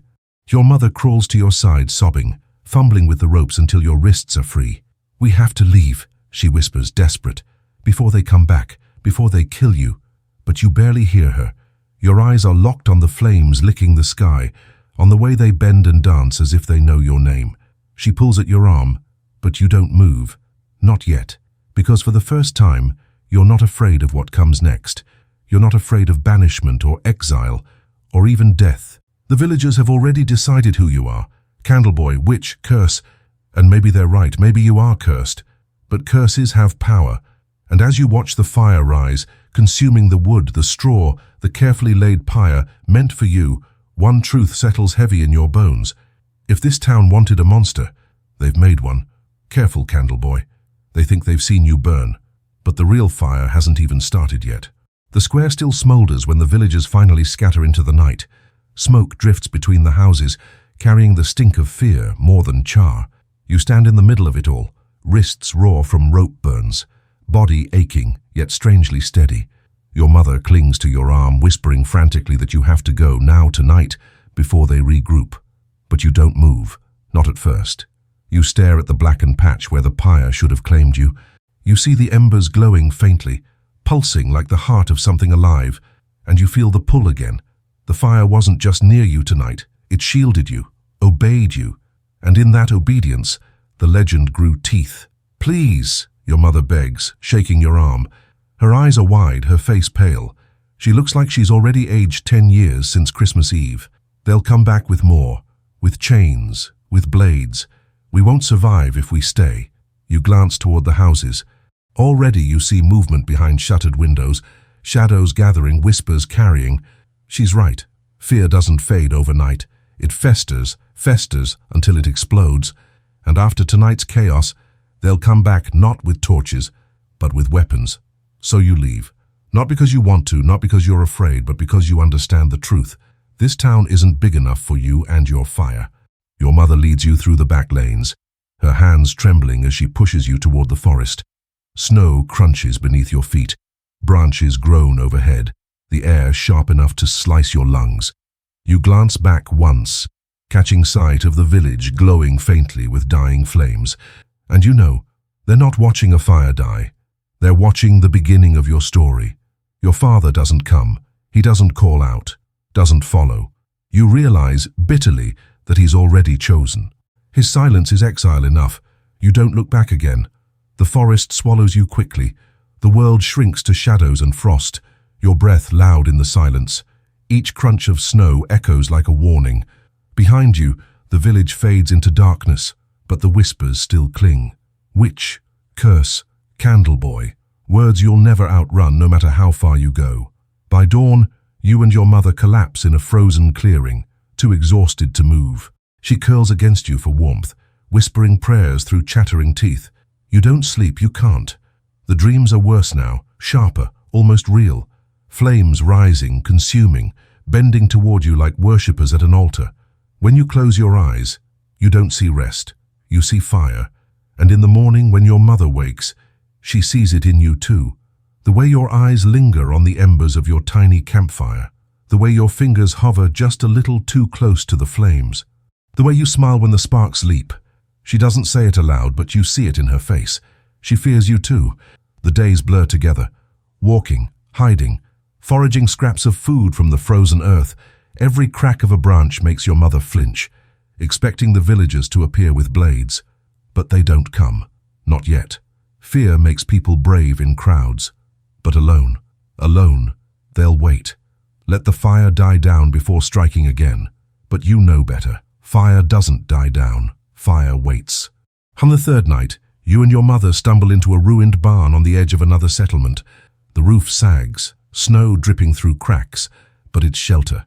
She collapses on the straw, weeping quietly, too tired to hide it. You crouch by the hearth, coaxing sparks into flame. The light flickers across your face, warm, alive, and in that glow, something shifts. You don't feel cursed anymore. You feel chosen. Your mother catches you staring too long into the fire, sees the hunger in your eyes. "Stop," she whispers, clutching your sleeve. "Please, don't let it take you." But what she doesn't understand is that it hasn't taken you. You've taken it. By the end of the week, the whispers of your escape have reached the new village. Strangers murmur of a cursed boy wandering the woods, fire bending at his will, smoke trailing in his wake. Some cross themselves when you pass. Others stare with a mixture of awe and dread. The story grows faster than you can walk. Candle Boy, they call you. Not just in your village now, but everywhere. And you realize something terrifying, or maybe exhilarating. You don't need to prove them wrong anymore, you don't even want to. The legend they've built for you is stronger than truth, stronger than innocence, stronger than you, and instead of running from it, you start to lean in. A flicker here, a smile too wide in the firelight. A whispered, "Do you smell smoke?" to a passerby just for the thrill of watching their face pale. The more they fear you, the more alive you feel, and slowly you stop asking yourself whether you lit that shed, whether the fire was truly yours, because it doesn't matter anymore. All that matters is this: they believe it, and belief, after all, is the hottest fire of all. The new village greets you with silence. Not warmth, not welcome, not even pity, just silence, thick and heavy, like snow pressing against the rooftops. They've already heard the story. It traveled faster than your footsteps, carried on the wind, twisted by tongues into something larger than life. To them, you aren't a boy trudging in with frost-bitten fingers and hollow cheeks. You're Candle Boy, the fire-cursed wanderer, the one who burned his own people and walked away smiling. At first, they let you stay. Out of caution, not kindness. Nobody throws you food, but nobody throws you out either. They watch, always watch. Their eyes follow you as you haul water from the well, chop kindling, patch broken fences for scraps of bread. They whisper behind closed shutters, voices muffled but sharp enough to slice through the night. You hear your name again and again, Candle Boy, sometimes hushed in dread, sometimes spat like a curse. Your mother tries to soften the edges. She tells them you're innocent, that the fire was an accident, that you're just a boy who made a mistake. But every word she speaks falls flat against the story they've already chosen. In this village, truth doesn't matter. Legend does. And the legend has no patience for innocence. You should hate it. You should scream at them, demand they see you as human, not as the monster in their bedtime tales. But you don't, because a strange thing has happened inside you. The more they whisper, the more you listen. The more they fear, the more you smile. And every time they step back when you pass, every time they clutch their children tighter, the ember in your chest glows brighter. Maybe it started as survival, playing along with their fears to keep yourself alive, but now it feels different. Now it feels right. You don't correct them when they call you cursed. You don't deny it when they say you command the flames.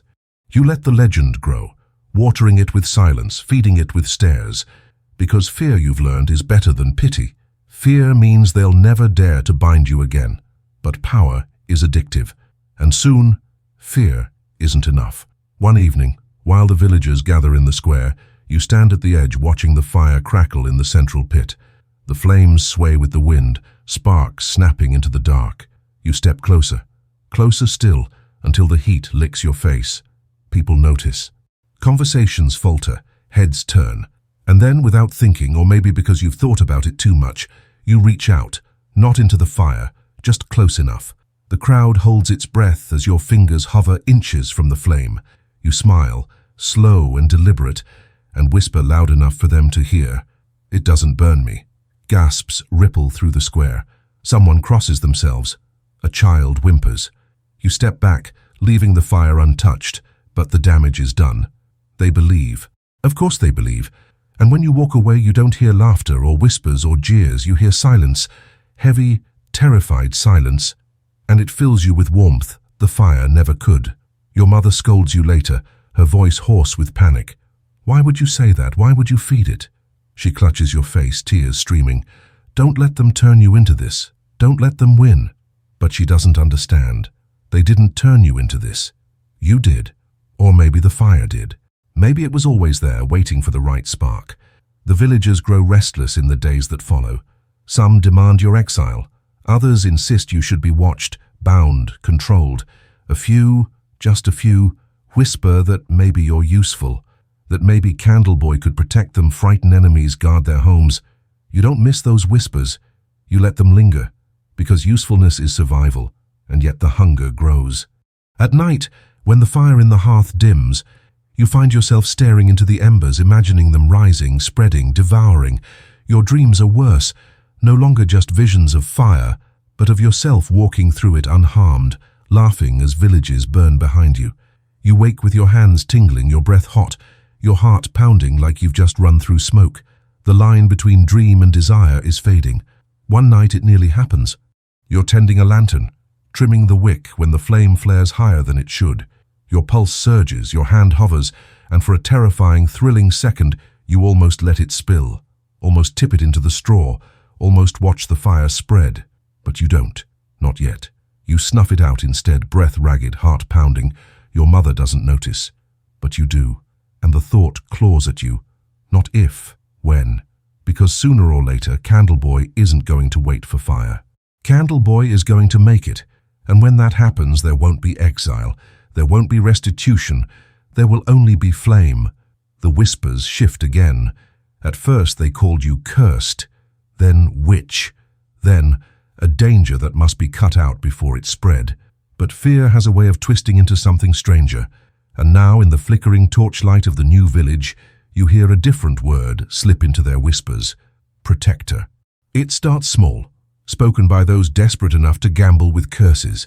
A woman mutters that wolves haven't come near since you arrived. A man claims his chimney never smoked so clean before you walked past. Coincidences, of course, but to people drowning in winter's teeth, coincidences feel like salvation. Soon the story spreads. Candleboy doesn't just burn, he protects. Fire is destruction, yes, but fire is also warmth, light, defense. Maybe the curse is a gift if it bends the right way. And so they test you again. Not with jeers, not with ropes, this time with expectation. A group of men drag you to the outskirts one evening, torches in hand, faces tight with a mixture of fear and hope. They lead you to a barn, rumored to be haunted, or cursed, or simply too drafty for comfort. The story shifts with every retelling. What matters is this: they want you to stand guard.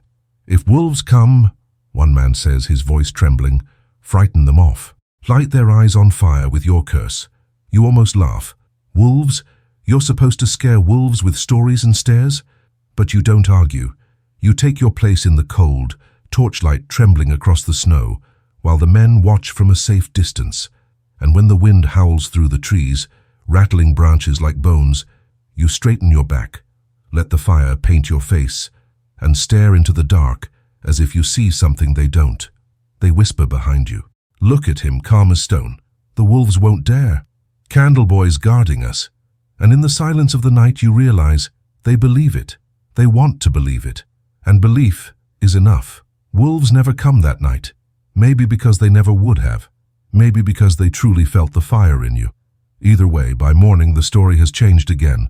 Candleboy saved the barn. Candleboy kept the wolves at bay. Candleboy is dangerous, but he's ours. The villagers begin to treat you differently.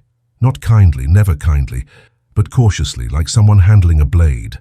They give you tasks that keep you near fire, tending hearths, lighting lanterns, carrying torches through the streets. They watch closely, but this time with something sharper than suspicion, with need. And need, you realize, is stronger than hate. Your mother clings to this fragile shift like it's hope. She tells you to stay quiet, to let them use the story if it means you survive. If they think you're their protector, they won't hurt you, she whispers, pressing your hands between hers. Her eyes are tired, red-rimmed, but there's a flicker of faith there. Faith that maybe this is how you escape the fire without burning. But you know better. This isn't escape. This is escalation. Because every task, every test, every whispered request for you to watch over their homes feeds the ember inside you. They want you to play the role of protector, to use fire as a tool, and for the first time, you're tempted to give them exactly what they want. Not the accident they fear, not the curse they dread, but fire wielded, controlled, unleashed by your will. The hunger claws at you. Each time you carry a torch, you imagine tipping it just a little too far, letting the flame lick the straw, the walls, the sky. Each time you light a hearth, you picture the blaze growing higher, hotter, bending to your hands. And the more they believe in Candleboy the protector, the more you believe in Candleboy the firebringer. One night the temptation nearly wins. You're tasked with lighting the lanterns along the street, a simple job. The oil soaks your fingers. The flames sway as you touch wick after wick, and then you pause at one post, staring at the flame flickering too close to the dry thatch roof above. It would be so easy. Just one tilt. One moment of accident. By the time they put it out, the whole row of houses would blaze. You stand there too long. Long enough that a woman watching from her doorway gasps, clutching her child to her chest. He was smiling at it, she whispers. The words carry. By morning the whispers have shifted again. Protector, yes, but also predator. Candleboy guards us, but Candleboy enjoys it too much. Your mother sees it too. She doesn't confront you directly, not at first. But one night, after you've returned from your tasks, she grips your arm, nails digging into your skin. Promise me, she hisses, her eyes wild, desperate. Promise me you won't light anything. Promise me you won't give them a reason. You don't answer. You can't. Because promising would be a lie. And lies burn slower than truth, but they burn just the same. The villagers sense your silence. And silence, as always, becomes fuel. Fear sharpens again, circling back toward the edge of violence. They still need you, but they also dread you. A tool, after all, is only useful as long as it doesn't turn in your hand. And more, they wonder if maybe you already have. Careful, Candleboy. Protector, predator. It doesn't matter which mask you wear. Sooner or later, they'll demand proof. And when that moment comes, you'll either give them the flame they crave or the one they fear. The demand comes sooner than you expect. It's a bitter night, the kind where the wind howls through the trees like wolves with hollow throats, and frost creeps into every crack of every home. The villagers gather in the square, torches sputtering, breath hanging in the air like smoke. You're dragged there too, your mother clutching your arm, whispering frantic prayers. The elder of this new village speaks. He's not the same as the last one, but his voice carries the same weight, the same tired certainty. We've sheltered him, he says, gesturing at you. We've fed him. We've given him work. And still, the fear lingers. Is he a curse, or is he a blessing? Tonight, we decide. The crowd murmurs, faces lit by firelight, eyes sharp and hungry. They've had weeks of whispers, weeks of half-truths and growing stories. Tonight they want proof. The elder turns to you. If you are truly Candleboy, he says, his voice echoing against the frozen walls, show us. Prove your gift. Bend the fire to your will. Your heart slams in your chest. The words coil in the air like smoke. Heavy, inescapable. Prove it. They want spectacle. They want legend made flesh. They want to see if their whispers are truth, or if they've been feeding a lie. Your mother steps forward, shaking her head. He's just a boy, she pleads, voice cracking. There is no gift, no curse, leave him be. But her words falter against the crowd's hunger. They don't want denial. They want a miracle, or a monster. And you? You stand there staring at the torches swaying in their hands, the flames bending with the wind. For weeks, you've dreamed of this moment. For weeks, you've felt the fire crawling inside you, begging to be let out. Now it's here. The stage. The audience. The demand. The ember in your chest flares so hot it hurts. You step forward slowly, and the crowd pulls back as one, fear tightening their faces. You reach out, fingers hovering just above the flame of the nearest torch. The heat licks your skin, sharp, biting, and instead of pulling away, you push closer, closer, until the tips of your fingers touch the fire.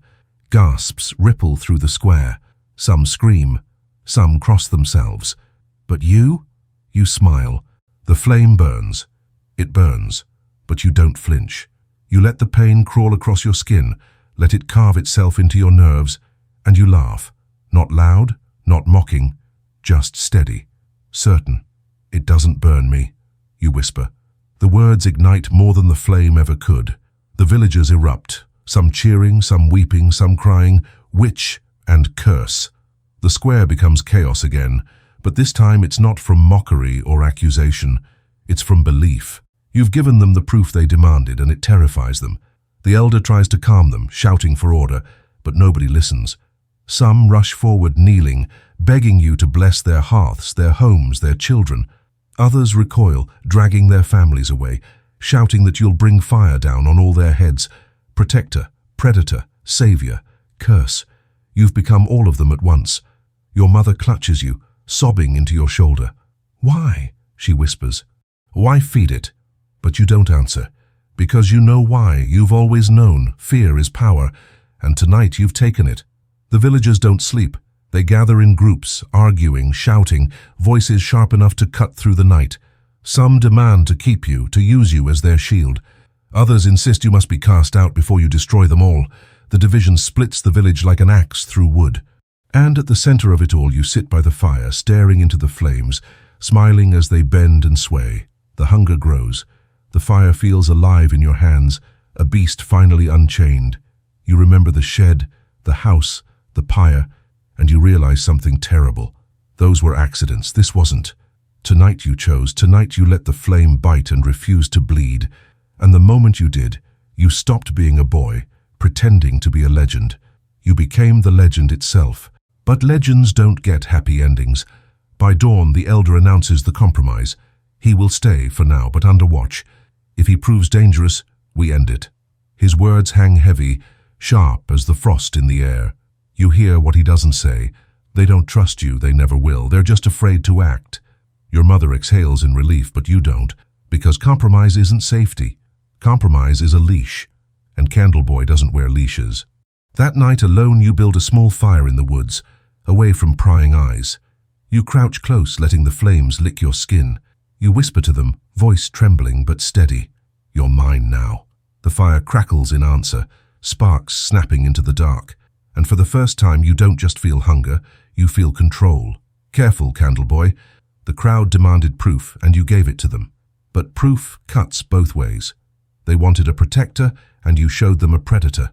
Now every step you take, every glance at a flame will be watched. And sooner or later, they'll decide fear isn't enough to keep you alive. Unless, of course, you decide first. The morning after, the proof hangs over the village like a pall. No one moves the way they used to. Doors open slowly. Eyes peek out from cracks. Conversations are whispered rather than spoken. You can feel it as soon as you step out of the barn. Fear so thick you could cut it with a blade. Only now it's not one kind of fear. It's two. Half the villagers cross themselves when you pass, backing into doorways as though your shadow might scorch their thresholds. The other half watch you with a kind of hunger you recognize all too well. The same hunger that once drove them to torment you. Now it drives them to want you on their side. Protector. Predator. In the space of one night, you've become both. Your mother notices the shift immediately. She grips your arm as you carry water from the well, her eyes darting to the villagers who stand and stare. Don't answer them, she murmurs. Don't give them more reason. But you're not sure you want to stay silent anymore. The first faction makes itself known before noon. A group of men approach you while you're mending a fence at the edge of town. They're rough-faced, farmers and woodcutters, hands calloused, eyes burning with something more than fear. The leader, a man with a scar down his cheek, speaks low but urgent. We've been thinking, he says. You kept the wolves away. You stood in fire and didn't burn. Maybe you're meant for more than chores. You say nothing. He presses on. There are bandits on the road. They raid our wagons, take our goods. We lose men every winter, but you... He pauses, looking you up and down. You could stop them. Light the road. Scare them off. Protect us. Behind him the others nod, muttering, Protector, like a prayer. You almost laugh. The irony would be funny if it weren't so sharp. Weeks ago, they would have tied you to a stake. Now they want you to be their weapon. A walking torch to burn their enemies while they watch from a safe distance. You tell them you'll think about it. Their eyes light up like kindling catching flame. They don't hear the edge in your voice. The second faction doesn't wait until evening. They're louder, meaner. Their fear more obvious. They gather near the church, clutching iron charms and muttering prayers. You catch snatches of their words. He's not protecting us. He's waiting. The fire's inside him. If we don't stop him now, we'll burn too. By nightfall, the square is a battlefield without weapons, two camps glaring at each other across the snow, arguing your fate like you're not standing in the middle. Some call you a savior, some call you a curse. Both sides are right, and you know it. Your mother tries to keep you hidden, but you slip out anyway. You stand at the edge of the square, arms folded, eyes calm. The torches flicker in the cold wind, casting your shadow long across the snow. You don't say a word. You don't have to. They see you, they feel you, and their arguments sharpen into chaos. You're wasting time, someone from the Protector faction shouts. He could be guarding us tonight. He's not guarding us, he's waiting to strike, another spits. He'll burn us all just like before. He saved the barn. He burned his own. The words whip back and forth, a storm of accusations and demands. You watch them, your pulse steady, your chest warm. For weeks you've been at their mercy, tonight they're at yours. And then a boy, no older than you, where the night of the first fire, throws a stone. It strikes your shoulder, harmless but sharp enough to sting. "Witch!" he screams. "Monster!" His mother drags him back, but the damage is done. The air cracks like ice. Your hands tremble, not from fear, from hunger. The torches sway in the wind, flames bending, reaching. All it would take is one movement, one spark. You could show them once and for all what Candle Boy really is. Protector, predator. Fire doesn't have to choose. But your mother's voice slices through the chaos. "Come," she pleads, gripping your arm. "Please, before it's too late." You let her pull you away, but your eyes never leave the torches. The ember inside you roars like a caged animal. They think they're deciding your fate. They're not. They're deciding theirs. That night you lie awake, staring at the rafters of the barn. Outside, the village murmurs and argues, divided by fear and hope. Inside, you feel the fire crawling under your skin, itching to be set free.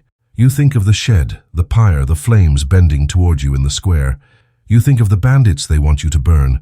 You think of the villagers who wanted to burn you. And you realize you're done thinking. You don't know yet whether you'll light the match for them or against them. All you know is that next time it won't be an accident. Careful, Candle Boy. You've been their curse, their clown, their scapegoat, their weapon. But once you choose to be fire, you can't be anything else. The split doesn't stay words for long. Fear and desperation never do. By the next week, the two factions aren't just muttering in corners. They're circling each other in the streets, voices rising, fists clenched. Protector against predator, savior against curse. Candle Boy the shield versus Candle Boy the pyre. It begins at the well. Two men collide, buckets spilling, tempers snapping like dry kindling. "He saved us," one shouts, jabbing a finger toward you where you stand at the edge of the crowd. "Without him, wolves would have gutted your barn." "Saved us?" the other spits. "He's the reason we live in fear at all. He'll burn us next." His voice cracks, but the rage doesn't. The crowd presses closer, mutters sharpening into shouts. And just like that, the well becomes a battlefield. You don't move, you don't speak, you just watch, arms folded, letting their anger spiral. Every insult, every shove, every accusation feeds the ember in your chest. Because this is the truth, you don't have to start the fire anymore. They'll do it for you. By dusk, the fight spreads. Men from both sides square off in the square, torches swaying dangerously as they argue. Women drag children back into houses, doors slamming shut, shutters rattling. Your mother clutches your sleeve, her voice breaking. "We have to leave, tonight, before they kill each other, and us with them." But you don't move. Your eyes are locked on the torches again, on the way the flames bend and sway like they're listening. "They're already burning," you murmur. She stares at you, horrified, but you can't stop the smile curling your lips. The first blow lands. A fist, then another. Then a torch swings wide, smashing into a fence post. Flames lick up the dry wood, sparks spitting into the snow. Screams erupt. Buckets of water are called for. But the fight drowns the shouts. The factions collapse into chaos, fists and flames and fury all at once. And you? You stand in the center, the fire painting your face gold, your shadow stretching long. For the first time, nobody looks at each other. They all look at you. The Protector faction shouts for you to stop the fight. The Predator faction screams that you started it. Both sides roar your name like a curse, like a prayer. Candle Boy, Candle Boy, Candle Boy. The fire in your chest surges. The moment has come. You step forward, slow and deliberate, and the crowd freezes. The flames crackle higher, smoke curling into the sky. Your hand hovers above the torch planted in the snow, and every eye follows. You can feel their fear, their hunger, their desperate need to know which legend you'll be. Protector or predator, savior or curse. Your mother screams your name, begging you to stop, but her voice is drowned out, because the village isn't listening to her anymore. They're listening to you. And so for the first time you choose. You grip the torch, lift it high, and then you slam it into the fence post already smoldering. Flames roar upward, devouring wood, sparks leaping into the sky. Gasps explode through the crowd, terror twisting into awe. Some fall to their knees, others scatter in panic. The fire spreads fast, chewing through the fence, leaping to a pile of straw stacked too close. In seconds, the square is alive with smoke and flame. You stand in the center of it all, torch blazing in your hand, fire curling around you like a crown, and you laugh. Not out of joy, not out of cruelty, out of truth, because for weeks you've been their scapegoat, their curse, their savior, their toy. Tonight you're none of those things. Tonight you're fire. The Protector faction cheers, some crying out that you've shown your power, that you'll defend them if they honor you. The Predator faction screams in terror, fleeing into the night, shouting that you've doomed them all. Both are right, and both are wrong, because this fire isn't theirs, it's yours. Your mother drags at your arm, sobbing, but you barely feel it. The heat licks your skin, the smoke fills your lungs, and you feel alive in a way you never have before. The village burns, not to ash yet, but enough to remind them, enough to mark them, enough to make sure they never forget Candleboy. When the flames finally die, when the buckets and shouts smother the last of the fire, the village is changed. Half of them kneel at your feet, whispering prayers. Half glare with murder in their eyes. But none of them laugh anymore. And you? You stand in the ashes, torch still smoldering, chest heaving, and know this: there's no turning back now. You've crossed the line. You didn't just let the fire happen. You made it happen. Careful, Candleboy. Tonight you fed the legend with truth. And legends built on truth are impossible to kill. The smoke hangs in the air for days, clinging to every surface, every garment, every breath. Even when the flames are gone, the smell of burning lingers like a curse, and so does the division. The village is no longer one body, it's two. On one side, those who kneel, the ones who saw you lift the torch and believe they witnessed a miracle, not a crime. They whisper about you as if you're divine, calling you the fire's chosen, God's punishment made flesh, Candleboy the protector.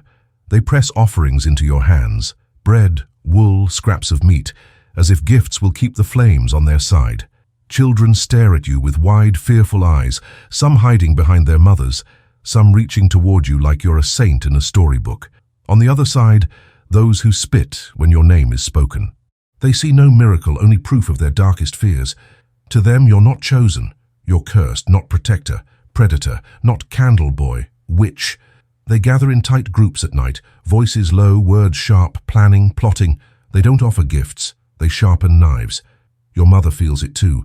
Every day she begs you to run, to vanish into the woods before the blade falls. They won't stop this time, she whispers, clutching your hand. They'll kill you. They'll kill us both. Her eyes are hollow now, her cheeks sunken. Fear has hollowed her out as thoroughly as hunger.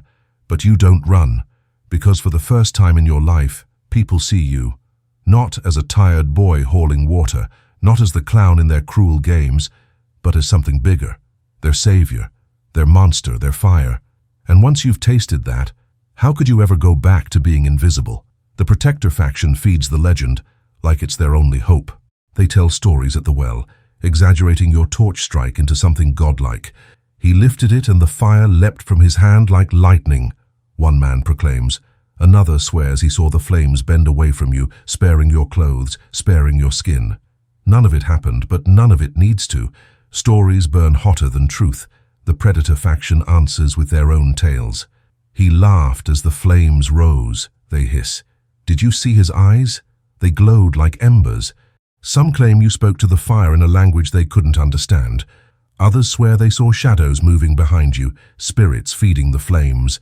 Fear paints details sharper than memory ever could, and so the village splits wider with every passing day. Arguments in the square turn into shoves, shoves turn into fists, fists turn into blood, and through it all, your name hangs in the air like smoke. Candleboy, protector, curse. One night, the inevitable happens. A group of men from the Predator faction break into the barn where you and your mother sleep. Their faces are hard, their hands armed with axes and knives.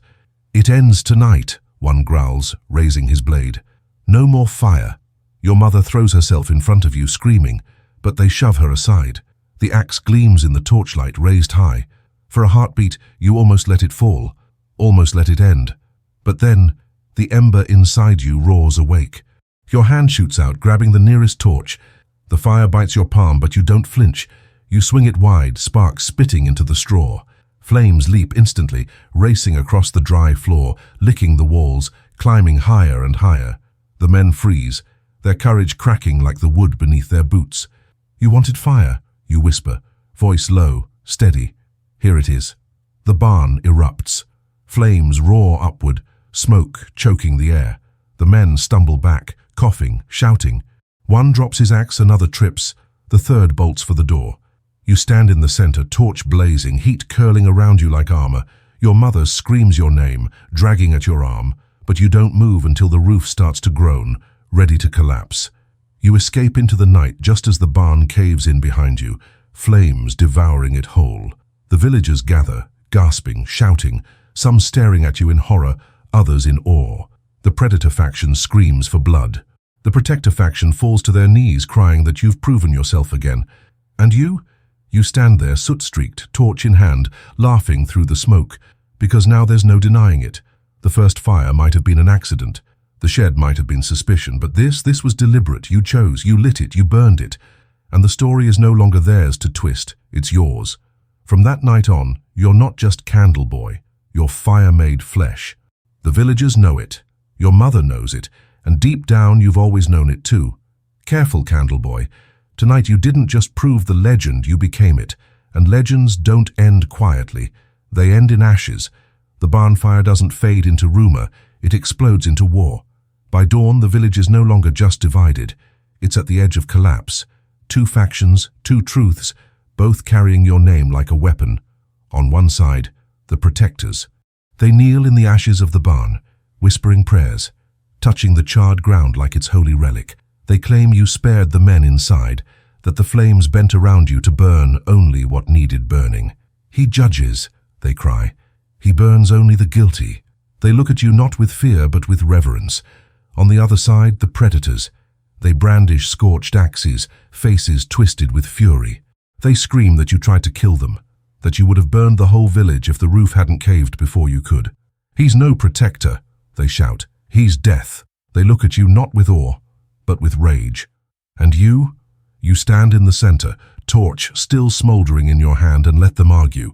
Let them scream, because every word, every accusation, every desperate prayer is fuel, not for the fire in the barn, it's long gone now, but for the fire inside you, the ember that has grown into something you can't contain.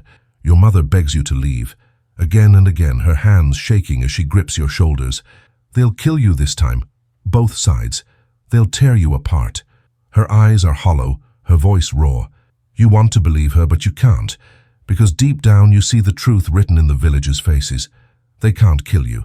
They've made you too big, too powerful, too necessary. The protectors prove it that very night. They come to you in secret, torches held low, faces pale with fear but glowing with devotion.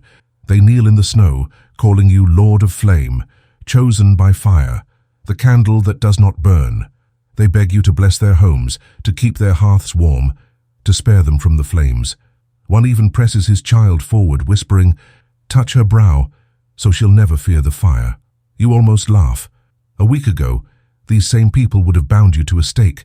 Now they want your blessing. You place your hand on the child's head, not gently but deliberately, letting your soot-stained fingers mark her skin. She flinches. The parents beam. The predators see it too. They spit in the dirt, sharpening their knives, muttering about curses and demons. They don't come close, not yet, but their rage builds in silence, heavier by the day, and you know it's only a matter of time before silence becomes action. The tension thickens until even the air feels heavy. Every torch in the village becomes a threat, every flicker of flame another reminder of your power. The protectors treat you like a saint, the predators treat you like a plague, and the line between worship and hatred grows thinner by the hour. Your mother pleads harder now. She whispers of running, of vanishing into the woods before the factions clash and swallow you whole. But you don't listen. You can't, because the fire has already claimed you. And more terrifying than her fear is your own thought. You don't want to run. You want to see what happens when they break. It happens on the 7th night. The predators march with axes and blades, their torches high, their voices a roar. "End it tonight," they scream. "Burn the curse before it burns us all." The protectors flood into the square to meet them, shouting, crying, lifting their own torches high. "He is chosen! He is ours!" The two sides crash together in a storm of fists and fire, the square erupting into chaos. Families tear apart, neighbors claw at neighbors, friends swing blades at each other, snow turns black with blood and soot, and in the center of it all you stand, torch raised, watching as they destroy themselves in your name. Your mother grabs you, sobbing. Stop this. Please, stop it. But you don't, because you know the truth. You couldn't stop it if you wanted to. This isn't your fire anymore, it's theirs, and they've fanned it into a blaze hotter than anything you could light alone. The elder tries to shout over the roar, but his voice breaks, lost in the violence. He collapses to his knees, clutching his head, muttering prayers to a God who no longer seems to rule here. You do. The fire spreads quickly. Torches drop, straw catches, roofs groan. The square fills with smoke, flames curling up into the night. Screams echo, steel clashes, children wail. The protectors fight harder, screaming that you'll save them if they bleed enough in your name. The predators fight harder, screaming that if they kill you, the fire will finally die. And through it all, your laughter cuts sharp as glass. Not cruel, not joyous, just steady, certain. Because now you see it clearly.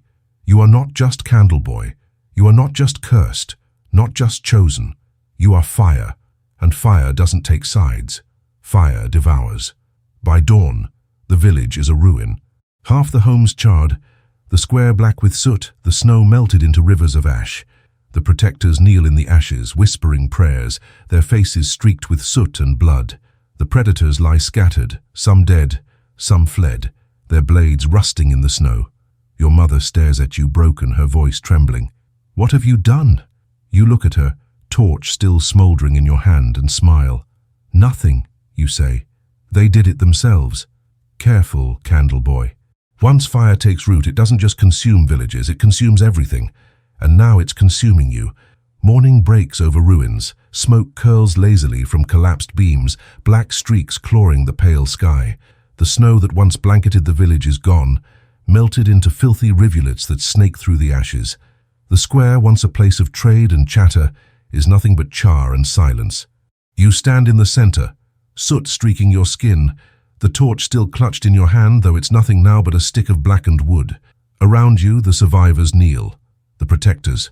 Their faces are gaunt, eyes wild, mouths whispering prayers through cracked lips. They stare at you not like a boy, not even like a monster, but like a god. Candleboy, one murmurs, bowing his head so low his forehead touches the ash. Another presses a charred scrap of wood to her chest like a holy relic. Chosen of fire, judge of the wicked. Their voices tremble, rising together in a chant. Candleboy, Candleboy, Candleboy. You don't tell them to stop. You let the words wash over you, each syllable fanning the ember inside until it burns hotter than ever. Once their chants mocked you. Now they worship you. And maybe that's worse. Or maybe it's exactly what you wanted all along. The predators are gone. Most dead, the rest fled into the night. Their bodies lie scattered, stiff and blackened, the snow refusing to cover them. The survivors don't dare move them. They leave the corpses where they fell, as proof, as offerings, as warnings. Your mother doesn't kneel. She stands apart, arms crossed, face pale, eyes red from weeping. She doesn't speak either. Not to you, not to the others. She only watches, her silence louder than their prayers. You can feel her gaze like ice against your skin. Not devotion, not rage, just grief. But grief has no power here anymore. Fear does. Worship does. Fire does. The next days blur together. The protectors rebuild not their homes, but altars. Charred beams are stacked into crude shrines. Burnt stones are arranged in circles around the square. They light torches and place them in the ash, letting the flames burn all night, chanting your name until their throats bleed. Some come to you with offerings, food, cloth, trinkets, as though you'll bless them in return. Others beg you to touch them, to mark them with soot, to grant them the fire's favor. You oblige sometimes, not because you believe, but because they do. And their belief is stronger than any rope, sharper than any axe. Their belief binds you tighter than chains ever could. Word spreads quickly, faster than smoke. Traders who wander through carry tales with them, of a boy who stands in fire and laughs, who burned his village and rose from the ashes as something more. Candleboy, they whisper in taverns, in markets, in the halls of neighboring towns. Some shake their heads, calling it superstition. Others cross themselves, whispering prayers. But a few, always a few, listen with wide eyes and wonder. The neighboring towns hear the stories too. Some scoff, dismissing them as drunken lies. Others don't. And those others begin to ask questions. Who is this boy? What does he want? Will he come for us next? Should we stop him or seek him? The first travelers arrive within the week. They don't come openly. They linger at the edges of the ruins, cloaked, cautious. You see them watching from the tree line, their eyes glinting in the firelight. Some vanish after a few minutes, hurrying back down the road, eager to carry their stories home. Others creep closer, kneeling beside the protectors, whispering that they've come to see if the legend is true. And when they see you, standing in the square, soot-streaked, torch in hand, they bow their heads, not in fear, in reverence. Your mother watches all of this unfold, her silence cracking into sharp, brittle words. "This isn't survival," she hisses one night as the protectors chant your name outside. "This is madness. They don't love you. They don't even know you. They worship fire and you've become its mask." You meet her gaze and for the first time you don't look away. Maybe the mask fits. She flinches as if you struck her, but you don't feel guilt anymore. Not really. Guilt burned away with the barns, the homes, the laughter. What's left is fire. Fire doesn't regret, fire doesn't mourn, fire only consumes, transforms, spreads. And that's exactly what you're doing. By the second week, the protectors no longer call themselves villagers. They call themselves disciples. They kneel not just at your feet, but in the ashes of every burned home, praying for you to bless the ground. They carve symbols into wood and stone, circles, flames, candles, that spread through the ruins like a second fire. And you? You stop correcting them. You stop pretending you're still just a boy, because the truth is simple. You're not. You're a story now, a story that's spreading, faster and hotter than any fire. But stories are dangerous, because stories don't stay in one place, they travel. And already whispers carry beyond these ruins. Whispers of Candleboy, whispers of fire, whispers that will reach ears less willing to kneel, ears that will want to hunt you down. Careful, Candleboy. You've burned one village to ash, but now the world is watching, and the world doesn't kneel so easily. It starts with chants in the square, soft at first, muttered by a handful of survivors too shaken to sleep. But soon the chants grow louder, echoing against the ruins until even the birds fall silent. Candleboy, chosen flame, keeper of fire. By the third night, they aren't villagers anymore. They're something else. Disciples. They build shrines from the bones of their old homes, stacking charred beams into crude crosses, circling them with stones blackened by ash. They keep torches burning at all hours, claiming the fire must never die while you remain. Some go days without food, kneeling in the snow, whispering prayers until their lips turn blue. Others carve symbols into their arms, flames, candles, circles, and bleed into the ash like it's holy water, and they all look to you. When you step into the square, they drop to their knees. When you lift your hand, they bow their heads. When you speak, rarely, carefully, they shiver as if the words themselves are fire. They call you their protector, their purifier, their chosen. They fight each other to touch your clothes, to kiss the soot on your palms. And you let them, because why not? They made you a monster, then a curse, then a god. And each time you resisted, until now. Now you realize resistance is pointless. You aren't the boy who ruined Christmas anymore. You're the fire they can't stop feeding. But not everyone kneels. Beyond the ruins, the predators who fled whisper in neighboring towns. Their stories spread like sparks, twisted and sharpened. "He burned our homes." He laughed while we screamed. He made the fire obey him. Their voices are ragged with fear, but fear is convincing. And soon, other towns listen. Some mutter that it's nonsense, that grief has turned to madness. But others prepare. Hunters gather. Not the kind who track deer or wolves, the kind who track witches. Hardened men with axes, ropes, iron charms, and prayers on their tongues. They whisper your name like a curse, sharpening blades until they gleam in the firelight. Candleboy, a boy with fire in his veins. They promise they'll find you before you burn the world. Your disciples hear the whispers too, and instead of fear, they burn hotter with devotion. "Let them come," one snarls, pressing his bleeding palm to the ash. "The fire will devour them." Another swears he saw your shadow moving against the flames, larger than life, crowned in fire. They spread this vision until it becomes gospel. You don't correct them. Instead, you begin to lean into it. You walk barefoot across the embers of a dying fire, your skin blistering, but your face calm.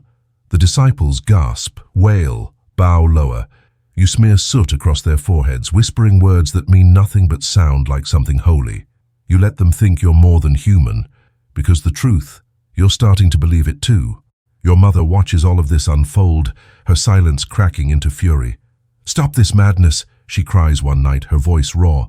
"They're using you, twisting you, worshipping fire and calling it you, and you're letting them." You meet her gaze, steady, unflinching. "I'm not letting them," you say, "I'm leading them." Her face crumples like paper in a flame. But your words are true. Every night the disciples chant louder. Every day they bring new offerings, carving your name into wood, into stone, into their own skin. They no longer ask if you'll protect them. They ask when you'll lead them. And that's when the hunters arrive. Not in secret, not in whispers. They march openly, torches high, blades gleaming, prayers on their lips. A dozen men, hardened and scarred, their faces set in grim determination. They stride into the ruins, voices sharp. "Where is the boy?" their leader demands, holding up a silver cross. "Where is the witch who burned his people?" The disciples hiss, snarling like wolves, their eyes wild. Some clutch torches, others brandish sharpened sticks, stones, anything they can hold. The air thickens with smoke and tension. Your mother grips your arm, begging you to stay hidden, but the ember in your chest roars too loud. You step forward. The hunters freeze, their eyes locking on you. Just a boy, soot-streaked, barefoot, torch in hand, but not just a boy, candle boy, fire in flesh. The disciples fall to their knees, chanting louder, their voices rising like flames. The hunters raise their weapons, shouting prayers, and you stand between them, the fire painting your face gold, your shadow stretching long into the night. Careful, candle boy. Tonight belief and blades will clash, and whichever side wins, the fire will spread further than ever. The hunters don't flinch when you step into the square.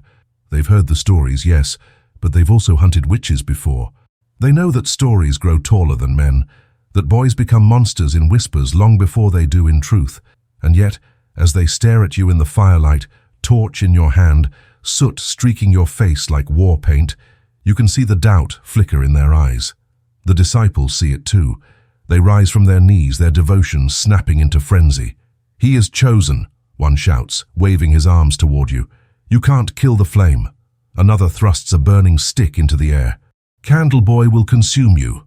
Their chants swell, raw and ragged, shaking the ruins. The hunters answer with prayers, words as sharp as their blades, muttered through clenched jaws, old iron charms clutched tight. "In God's name we cast you out," their leader growls, his voice like gravel. The two sides clash with words before they clash with weapons. Faith against fear, fire against steel, and you stand between them, the ember in your chest roaring, watching, waiting. You could stop this maybe, a word, a gesture, a surrender, but you don't, because you don't want to. The first blow comes not from a blade, but from a disciple. He hurls his torch at the hunters, a wild arc of flame cutting the dark. They scatter, cursing, stamping out sparks. The leader snarls, raising his axe. "Seize him!" Then chaos erupts. Disciples charge with sharpened sticks, rocks, anything they can grab. Hunters swing blades, iron flashing, voices raised in prayer. The square becomes a storm of screams and smoke. The air fills with the clash of wood against steel, the sickening thud of flesh meeting iron.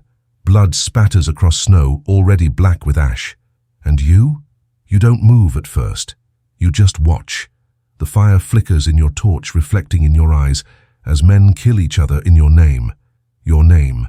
Candle boy, protector, predator, curse, chosen. Every drop of blood spilled belongs to you, whether you touched a blade or not. And instead of horror, you feel heat crawl through your veins. Not fear, not shame, hunger. The hunters fight hard.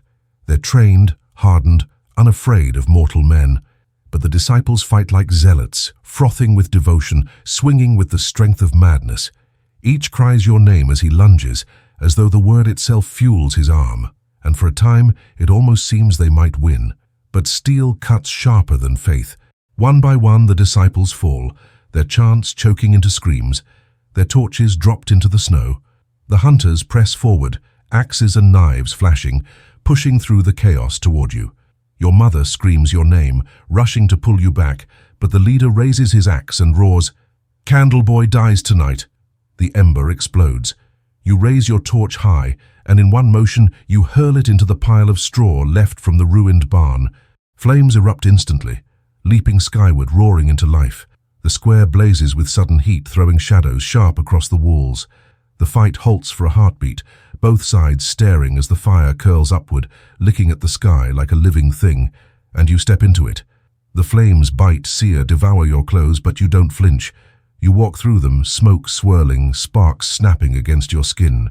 The disciples wail in awe, dropping to their knees, screaming your name like it's salvation. The hunters stumble back, eyes wide, blades trembling in their hands. You laugh, not cruel, not joyous, just steady, certain. The laugh of someone who knows he can't be touched. The fire wraps around you, painting your face in molten gold, and you raise your arms as if commanding it. Maybe you are. The hunters break first. One drops his axe and runs, stumbling into the dark, his prayers turning into screams. Another swings wildly, but his blade cuts only smoke. The leader stands his ground, jaw clenched, eyes burning with fury. "Devil!" he spits. "Witch!" he charges, axe high. You don't step aside. You let him come. At the last moment you hurl a burning beam into his path. The wood crashes against his chest, sparks exploding, and he falls back into the flames. His screams tear through the square, high and ragged, until they choke into silence. The disciples cheer. The hunters flee. And when the smoke clears, you stand alone in the fire, untouched, your shadow stretching long across the ruins. Your mother falls to her knees, weeping, not with awe, with despair. "What are you?" she whispers, her voice breaking. You meet her gaze, your smile sharp as the flames licking your skin. "Exactly what they made me." The disciples surge forward, lifting their arms, chanting louder, louder, until the ruins tremble with their voices. Protector, predator, savior, curse, all of it, all at once. And you know, as the hunter's screams fade into the night, that this is only the beginning. Careful, Candleboy. You've defeated blades and prayers, but fire doesn't end battles, it spreads them, and soon the whole world will know your name. By morning, the ruins don't feel like a village anymore. They feel like a shrine. The disciples waste no time. Where homes once stood, they raise pyres. Where families once lived, they stack wood and stone into altars. Blood from the night before stains the snow, but they don't wash it away. They leave it as proof, as holy relic, as a reminder that you, Candleboy, stood in fire while steel and prayer crumbled to ash. They gather the dead disciples first. Their bodies are burned in a massive pyre at the center of the square, smoke curling high into the sky like a beacon. The flames roar so hot you feel them in your chest, humming against the ember inside you. The disciples wail and sing as the bodies turn to ash, chanting your name, calling the fire a blessing. The hunters' corpses are treated differently, dragged into the square, stripped of weapons, bound to stakes. Their burned leader is propped upright, his face melted into a mask of agony. Children throw stones at the bodies, men spit on them, women whisper curses. Then, as night falls, the disciples light them too. The smell of burning flesh fills the air, but no one recoils. They cheer. They call it justice. Your mother vomits into the snow. She clings to you afterward, her voice raw, trembling. "This isn't justice," she pleads. "This is madness. You have to stop it before it swallows you." But you don't answer, because you're not sure you want to stop it. The disciples build faster now. Shrines rise where barns once stood, marked with soot-blackened symbols. Flames, circles, candles carved into stone. They drag beams into the square, stacking them into a massive altar crowned with torches. They light fires at every corner of the ruins, swearing the flames must never die again. They begin calling themselves not villagers, but the kindled, a new name for a new people, your people. And you let them. You let them chant, let them kneel, let them bleed into the ash and call it holy. Because every prayer, every offering, every whispered story makes you bigger, stronger, less boy, more legend. But legends spread. The hunters who fled don't vanish. They reach neighboring towns, their voices cracked, their eyes wild. They tell stories of the boy who walked in fire, who burned their brothers alive, who laughed while steel melted and prayers failed. They speak of disciples who kneel in ash, who carve their bodies with flames, who worship a witch as a god. The towns listen. Some scoff, shaking their heads, but others believe. They've seen fire ruin lives before. They've seen what it can do, and the thought of a boy who commands it chills their blood, so they prepare. Not just a dozen this time, dozens, scores, men with axes, bows, iron chains, priests with relics, with crosses, with holy water. An army, not to fight wolves, not to hunt witches hiding in the dark, but to kill one boy. The kindled sense it too. They whisper of armies marching, of torches gathering, of steel clashing against steel, and instead of fear, they burn hotter with devotion. "Let them come," one disciple snarls, smearing ash across his chest. "The fire will judge them." Another sharpens a blade, muttering that he'll burn their enemies alive in your name. They're not just worshipping you anymore. They're preparing to fight for you, to die for you, to kill for you. Your mother sees it, her face hollow, her hands trembling. "They'll destroy us," she whispers. "Not just you, all of us. This can't last. It can't." But as you stand in the square, watching the disciples light torch after torch, their chants rising louder than the wind, you know she's wrong. It can last, for as long as fire does, and fire lasts forever. That night, you walk barefoot into the central pyre, the flames wrapping around you like a cloak. The disciples shriek in awe, falling to their knees, their voices breaking into chants that shake the ground. You lift your arms, the fire licking your skin, and for the first time you speak not as a boy but as something more. "Let the world come," you say, your voice steady, carrying over the crackle of flames. The fire will meet them. The disciples howl, tearing at their clothes, smearing soot across their faces. They chant your name over and over until it echoes through the ruins like thunder. Your mother turns away, weeping. "Careful, candle boy. The hunters will return, not with a handful of blades, but with an army. And when they do, you'll no longer be fighting for survival. You'll be fighting as a god." The hunters who fled don't rest. They stagger into neighboring towns with soot in their hair, blood on their clothes, and terror etched into their faces. Their stories spread faster than they can run. "A boy," they gasp. "A boy who walks in fire. A boy who laughs while men burn. A boy who commands disciples who bleed for him." The towns don't laugh, they don't scoff, because fire isn't abstract to them. Every family has lost something to it, a barn, a harvest, a child. Fire has always been feared, and now it has a name, Candle Boy. So the towns gather, not in whispers, not in shadows, but openly like a call to arms. Priests preach sermons warning of you, calling you a plague, a demon, a false prophet. Blacksmiths hammer day and night, shaping blades meant not for wolves or bandits, but for you. Iron chains are forged, heavy and sharp, designed to hold something not entirely human, and for the first time, they call it what it is, a crusade. Men volunteer by the dozens, swearing to march against you. Some join out of faith, others out of fear, still others out of hunger for glory. Hunters, farmers, soldiers, priests, they unite under one banner, destroy Candleboy before the fire spreads. Their leaders gather in a hall thick with smoke and candlelight. Maps are unrolled across tables, hands stabbing at them with iron-tipped fingers. "He is in the ruins of his village," one mutters. "The kindled have made him their god. Then we cut out the root before it spreads," another growls. "Burn the ruins, burn the disciples, and if the boy survives, chain him, bleed him, make him an example." They pray over their plans, their voices rising in grim unison. In God's name the fire will die, but fire doesn't die easily. Back in the ruins, the kindled grow stranger by the day. They no longer act like villagers rebuilding a life. They act like soldiers preparing for war.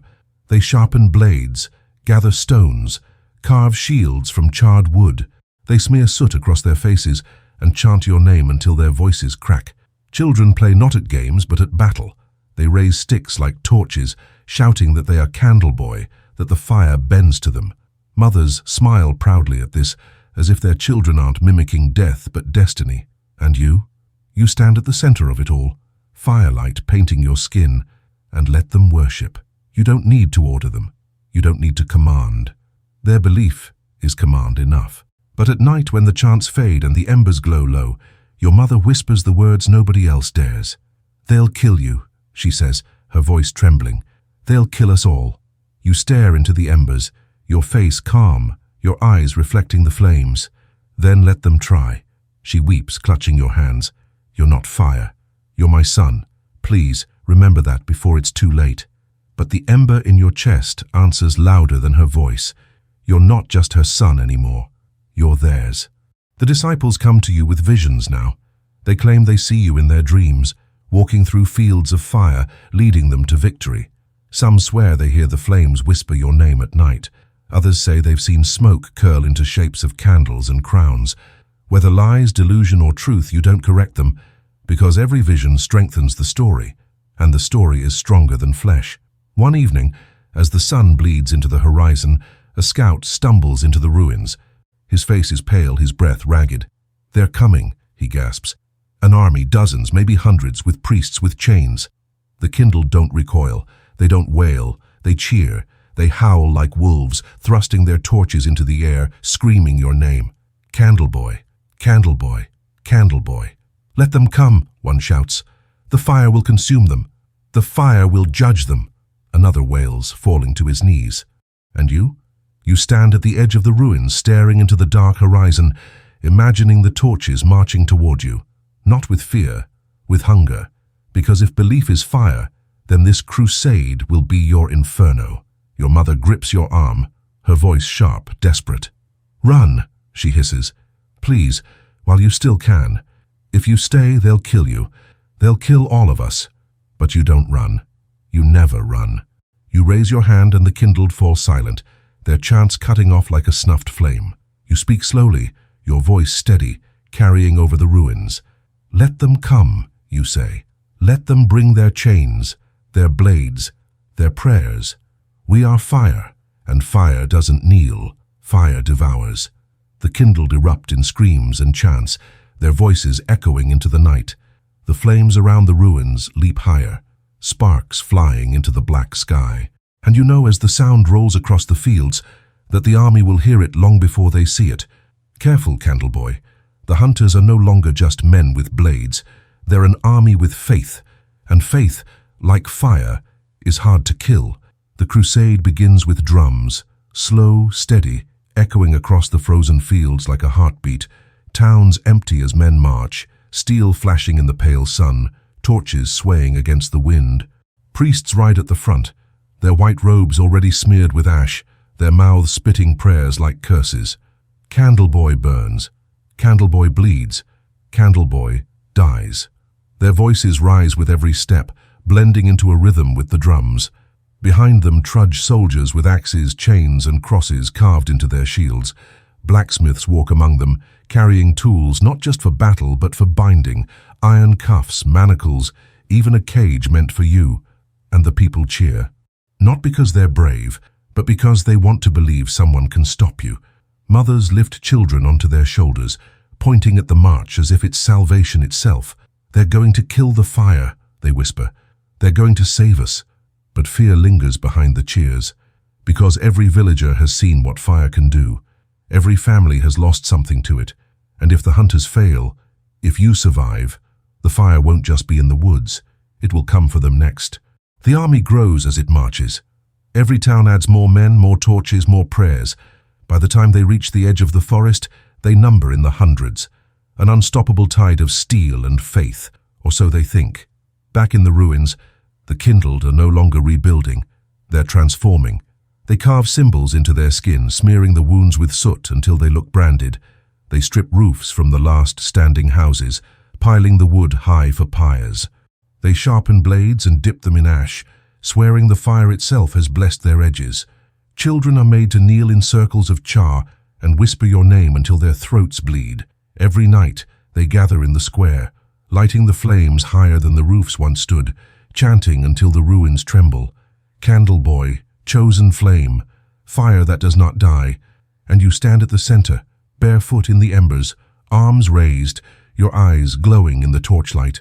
You don't need to command them. They command themselves. They're not just your followers anymore, they're your army. Your mother doesn't chant. She doesn't kneel. She stands apart, hollow-eyed, whispering to herself. You hear her sometimes, begging God to take you back, to turn you into her son again. But you don't answer, because deep down, you know that boy is gone. The fire burned him away. Scouts bring word of the Crusades' march.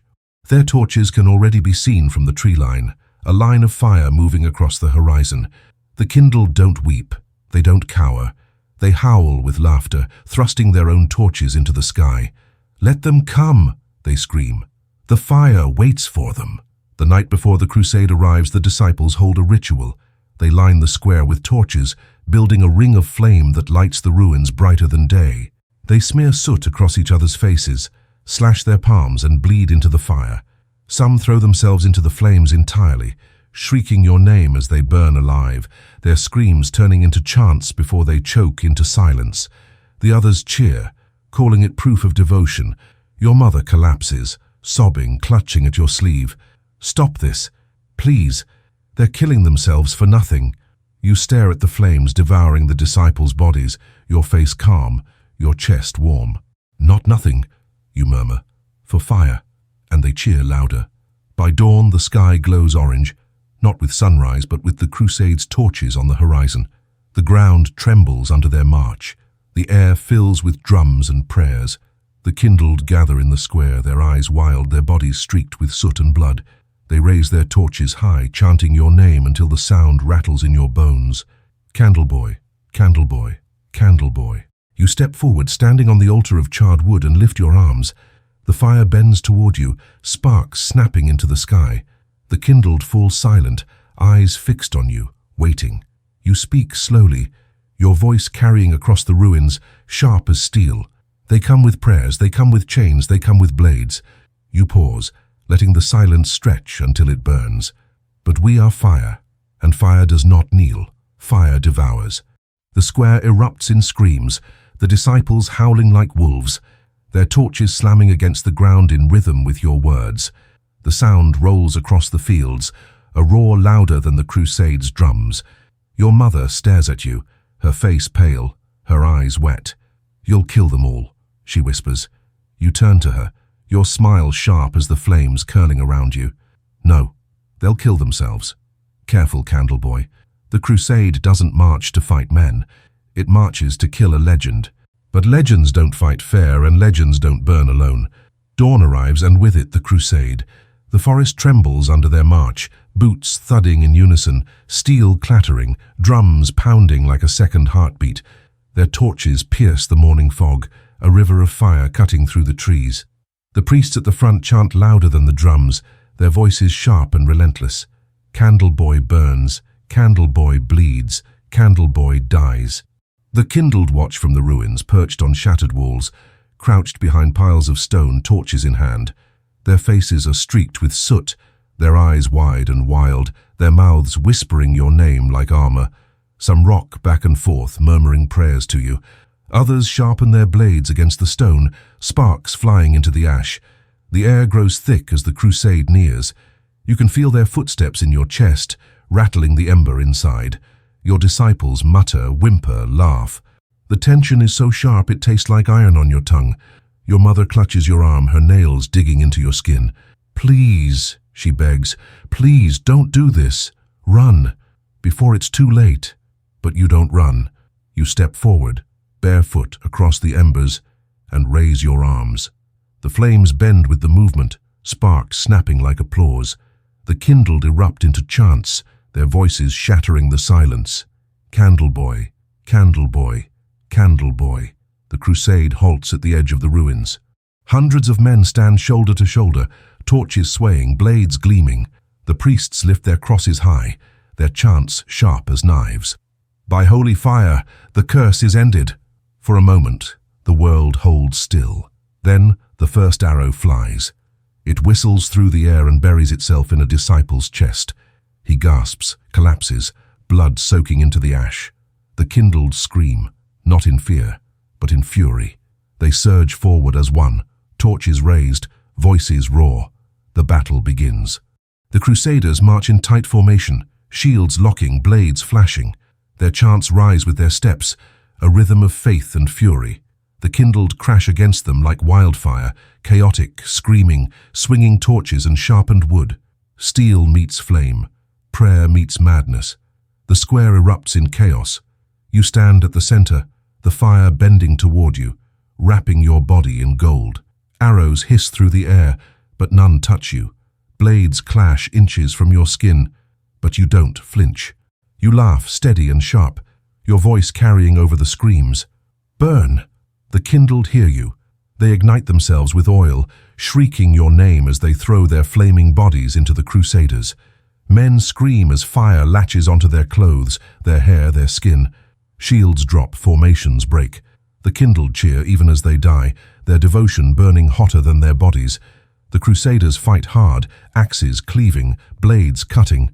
They drag disciples down, crushing them under boots, stabbing them through the throat. The snow runs red, the air thick with smoke and blood. But for every disciple who falls, 2 more rise, fueled by the fire in their veins. The priests push forward, raising their crosses, shouting prayers into the chaos.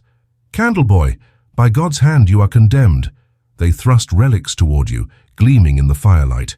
But the relics melt in their hands, dripping like wax, the fire bending around them with laughter. You step closer, flames licking your skin, and the priests stumble back. Your God burns, you whisper, your smile sharp as the fire curling around you. The kindled howl at your words, driving harder into the crusaders. The square becomes a furnace, flames devouring wood, blood soaking into ash. Screams echo, prayers falter, chants rise louder. Your mother collapses in the corner of the square, sobbing, her hands pressed to her ears. She doesn't look at the battle, doesn't look at you. She whispers the same word over and over. Stop, stop, stop. But the fire doesn't stop. Fire never stops. Hours blur together. The crusaders kill dozens, maybe hundreds. But the kindled fight like flames, chaotic, endless, consuming everything they touch. And at the center, you laugh, not with joy, not with cruelty, with certainty. Because this isn't a battle, it's a fire, and fire doesn't lose. By dusk, the ruins are unrecognizable. The crusaders' drums have fallen silent. Their torches lie broken, their shields splintered, their blades rusting in blood. The few who remain flee into the forest. Their prayers turn to screams. The kindled stagger through the smoke, bloody, burned, broken, but alive. They raise their torches high, their voices hoarse. Candleboy, Candleboy, Candleboy. And you? You stand in the ashes, your arms raised, the flames bending like bowing servants. You don't look at the dead. You don't look at the broken. You look at the fire and you smile. Careful, Candleboy. Tonight you didn't just survive the crusade. You burned it to ash. And the world will hear of it. They'll know the fire didn't die. It grew. The ruins are silent when the last screams fade. Smoke curls into the night, drifting high above the blackened beams, carrying the smell of charred flesh to the horizon. The snow is gone, melted into rivers of ash and blood. The crusaders lie where they fell, hundreds of them, steel twisted, prayers unfinished, eyes staring blank into the fire they thought they could kill, and you stand in the center. The torch in your hand is long gone, burned to nothing, but it doesn't matter. You don't need it anymore. The fire bends to you without it, sparks leaping toward your skin like moths to a flame. The ember in your chest roars like a furnace. You're not a boy holding fire. You are fire. The kindled stagger through the ruins, bloody, burned, but victorious. Their chants are hoarse, broken, but relentless. Candleboy, Candleboy, Candleboy. They drag the crusaders' relics into piles, melt their crosses into lumps of useless iron, spit on their scriptures before throwing them into the flames. Their faith is no longer split between God and survival. It belongs entirely to you. Some carve fresh symbols into their skin, letting blood drip into the fire as they chant. Others fall to their knees in the ashes, weeping with joy. Children lift torches high, their faces painted black with soot, their voices rising into the night. The ruins are no longer ruins, they are a temple, and the world will hear of it. Survivors flee into the forests, their voices cracked with terror. They'll carry the story to every town, every church, every hall. Candleboy survived the crusade. Candleboy burned an army. Candleboy laughs in fire and walks through it untouched. Some will call you a curse, others a god, but all will believe. Legends don't stay local. They spread, faster than fire. Your mother sits alone at the edge of the square, her face pale, her hands trembling. She doesn't chant. She doesn't kneel. She doesn't even look at you at first. But when she finally lifts her eyes, they're hollow, broken. "You're not my son anymore," she whispers. The words cut sharper than any blade, but they don't wound, not like they once would have. Because she's right. That boy is gone. He burned with the shed, with the barn, with the village that mocked him. What stands here now isn't her son. It isn't even Candleboy. Not really. It's fire. You step toward her, the flames curling at your feet, sparks leaping higher with every breath. She flinches, pressing her back against the wall, her tears streaking through soot. "Please," she whispers, "don't." And for a moment, just a moment, the ember inside falters. You remember the bread she gave you, the warmth of her hands on your cheek, the way she begged for your life when no one else would. You remember being a boy, but fire doesn't remember. Fire consumes. You turn away, leaving her in the shadows, and raise your arms to the sky. The flames bend higher, sparks bursting into the night like stars. The kindled fall to their knees, howling, chanting your name until their throats bleed. Candleboy, chosen flame, fire that does not die. And you laugh. Not because it's funny, not because it's cruel, but because it's inevitable. The Crusaders thought they could end the story. Instead, they fed it. And now it spreads, unstoppable, inevitable, devouring everything in its path. Careful, Candleboy. The world isn't just watching anymore. The world is burning, and you're the one holding the match.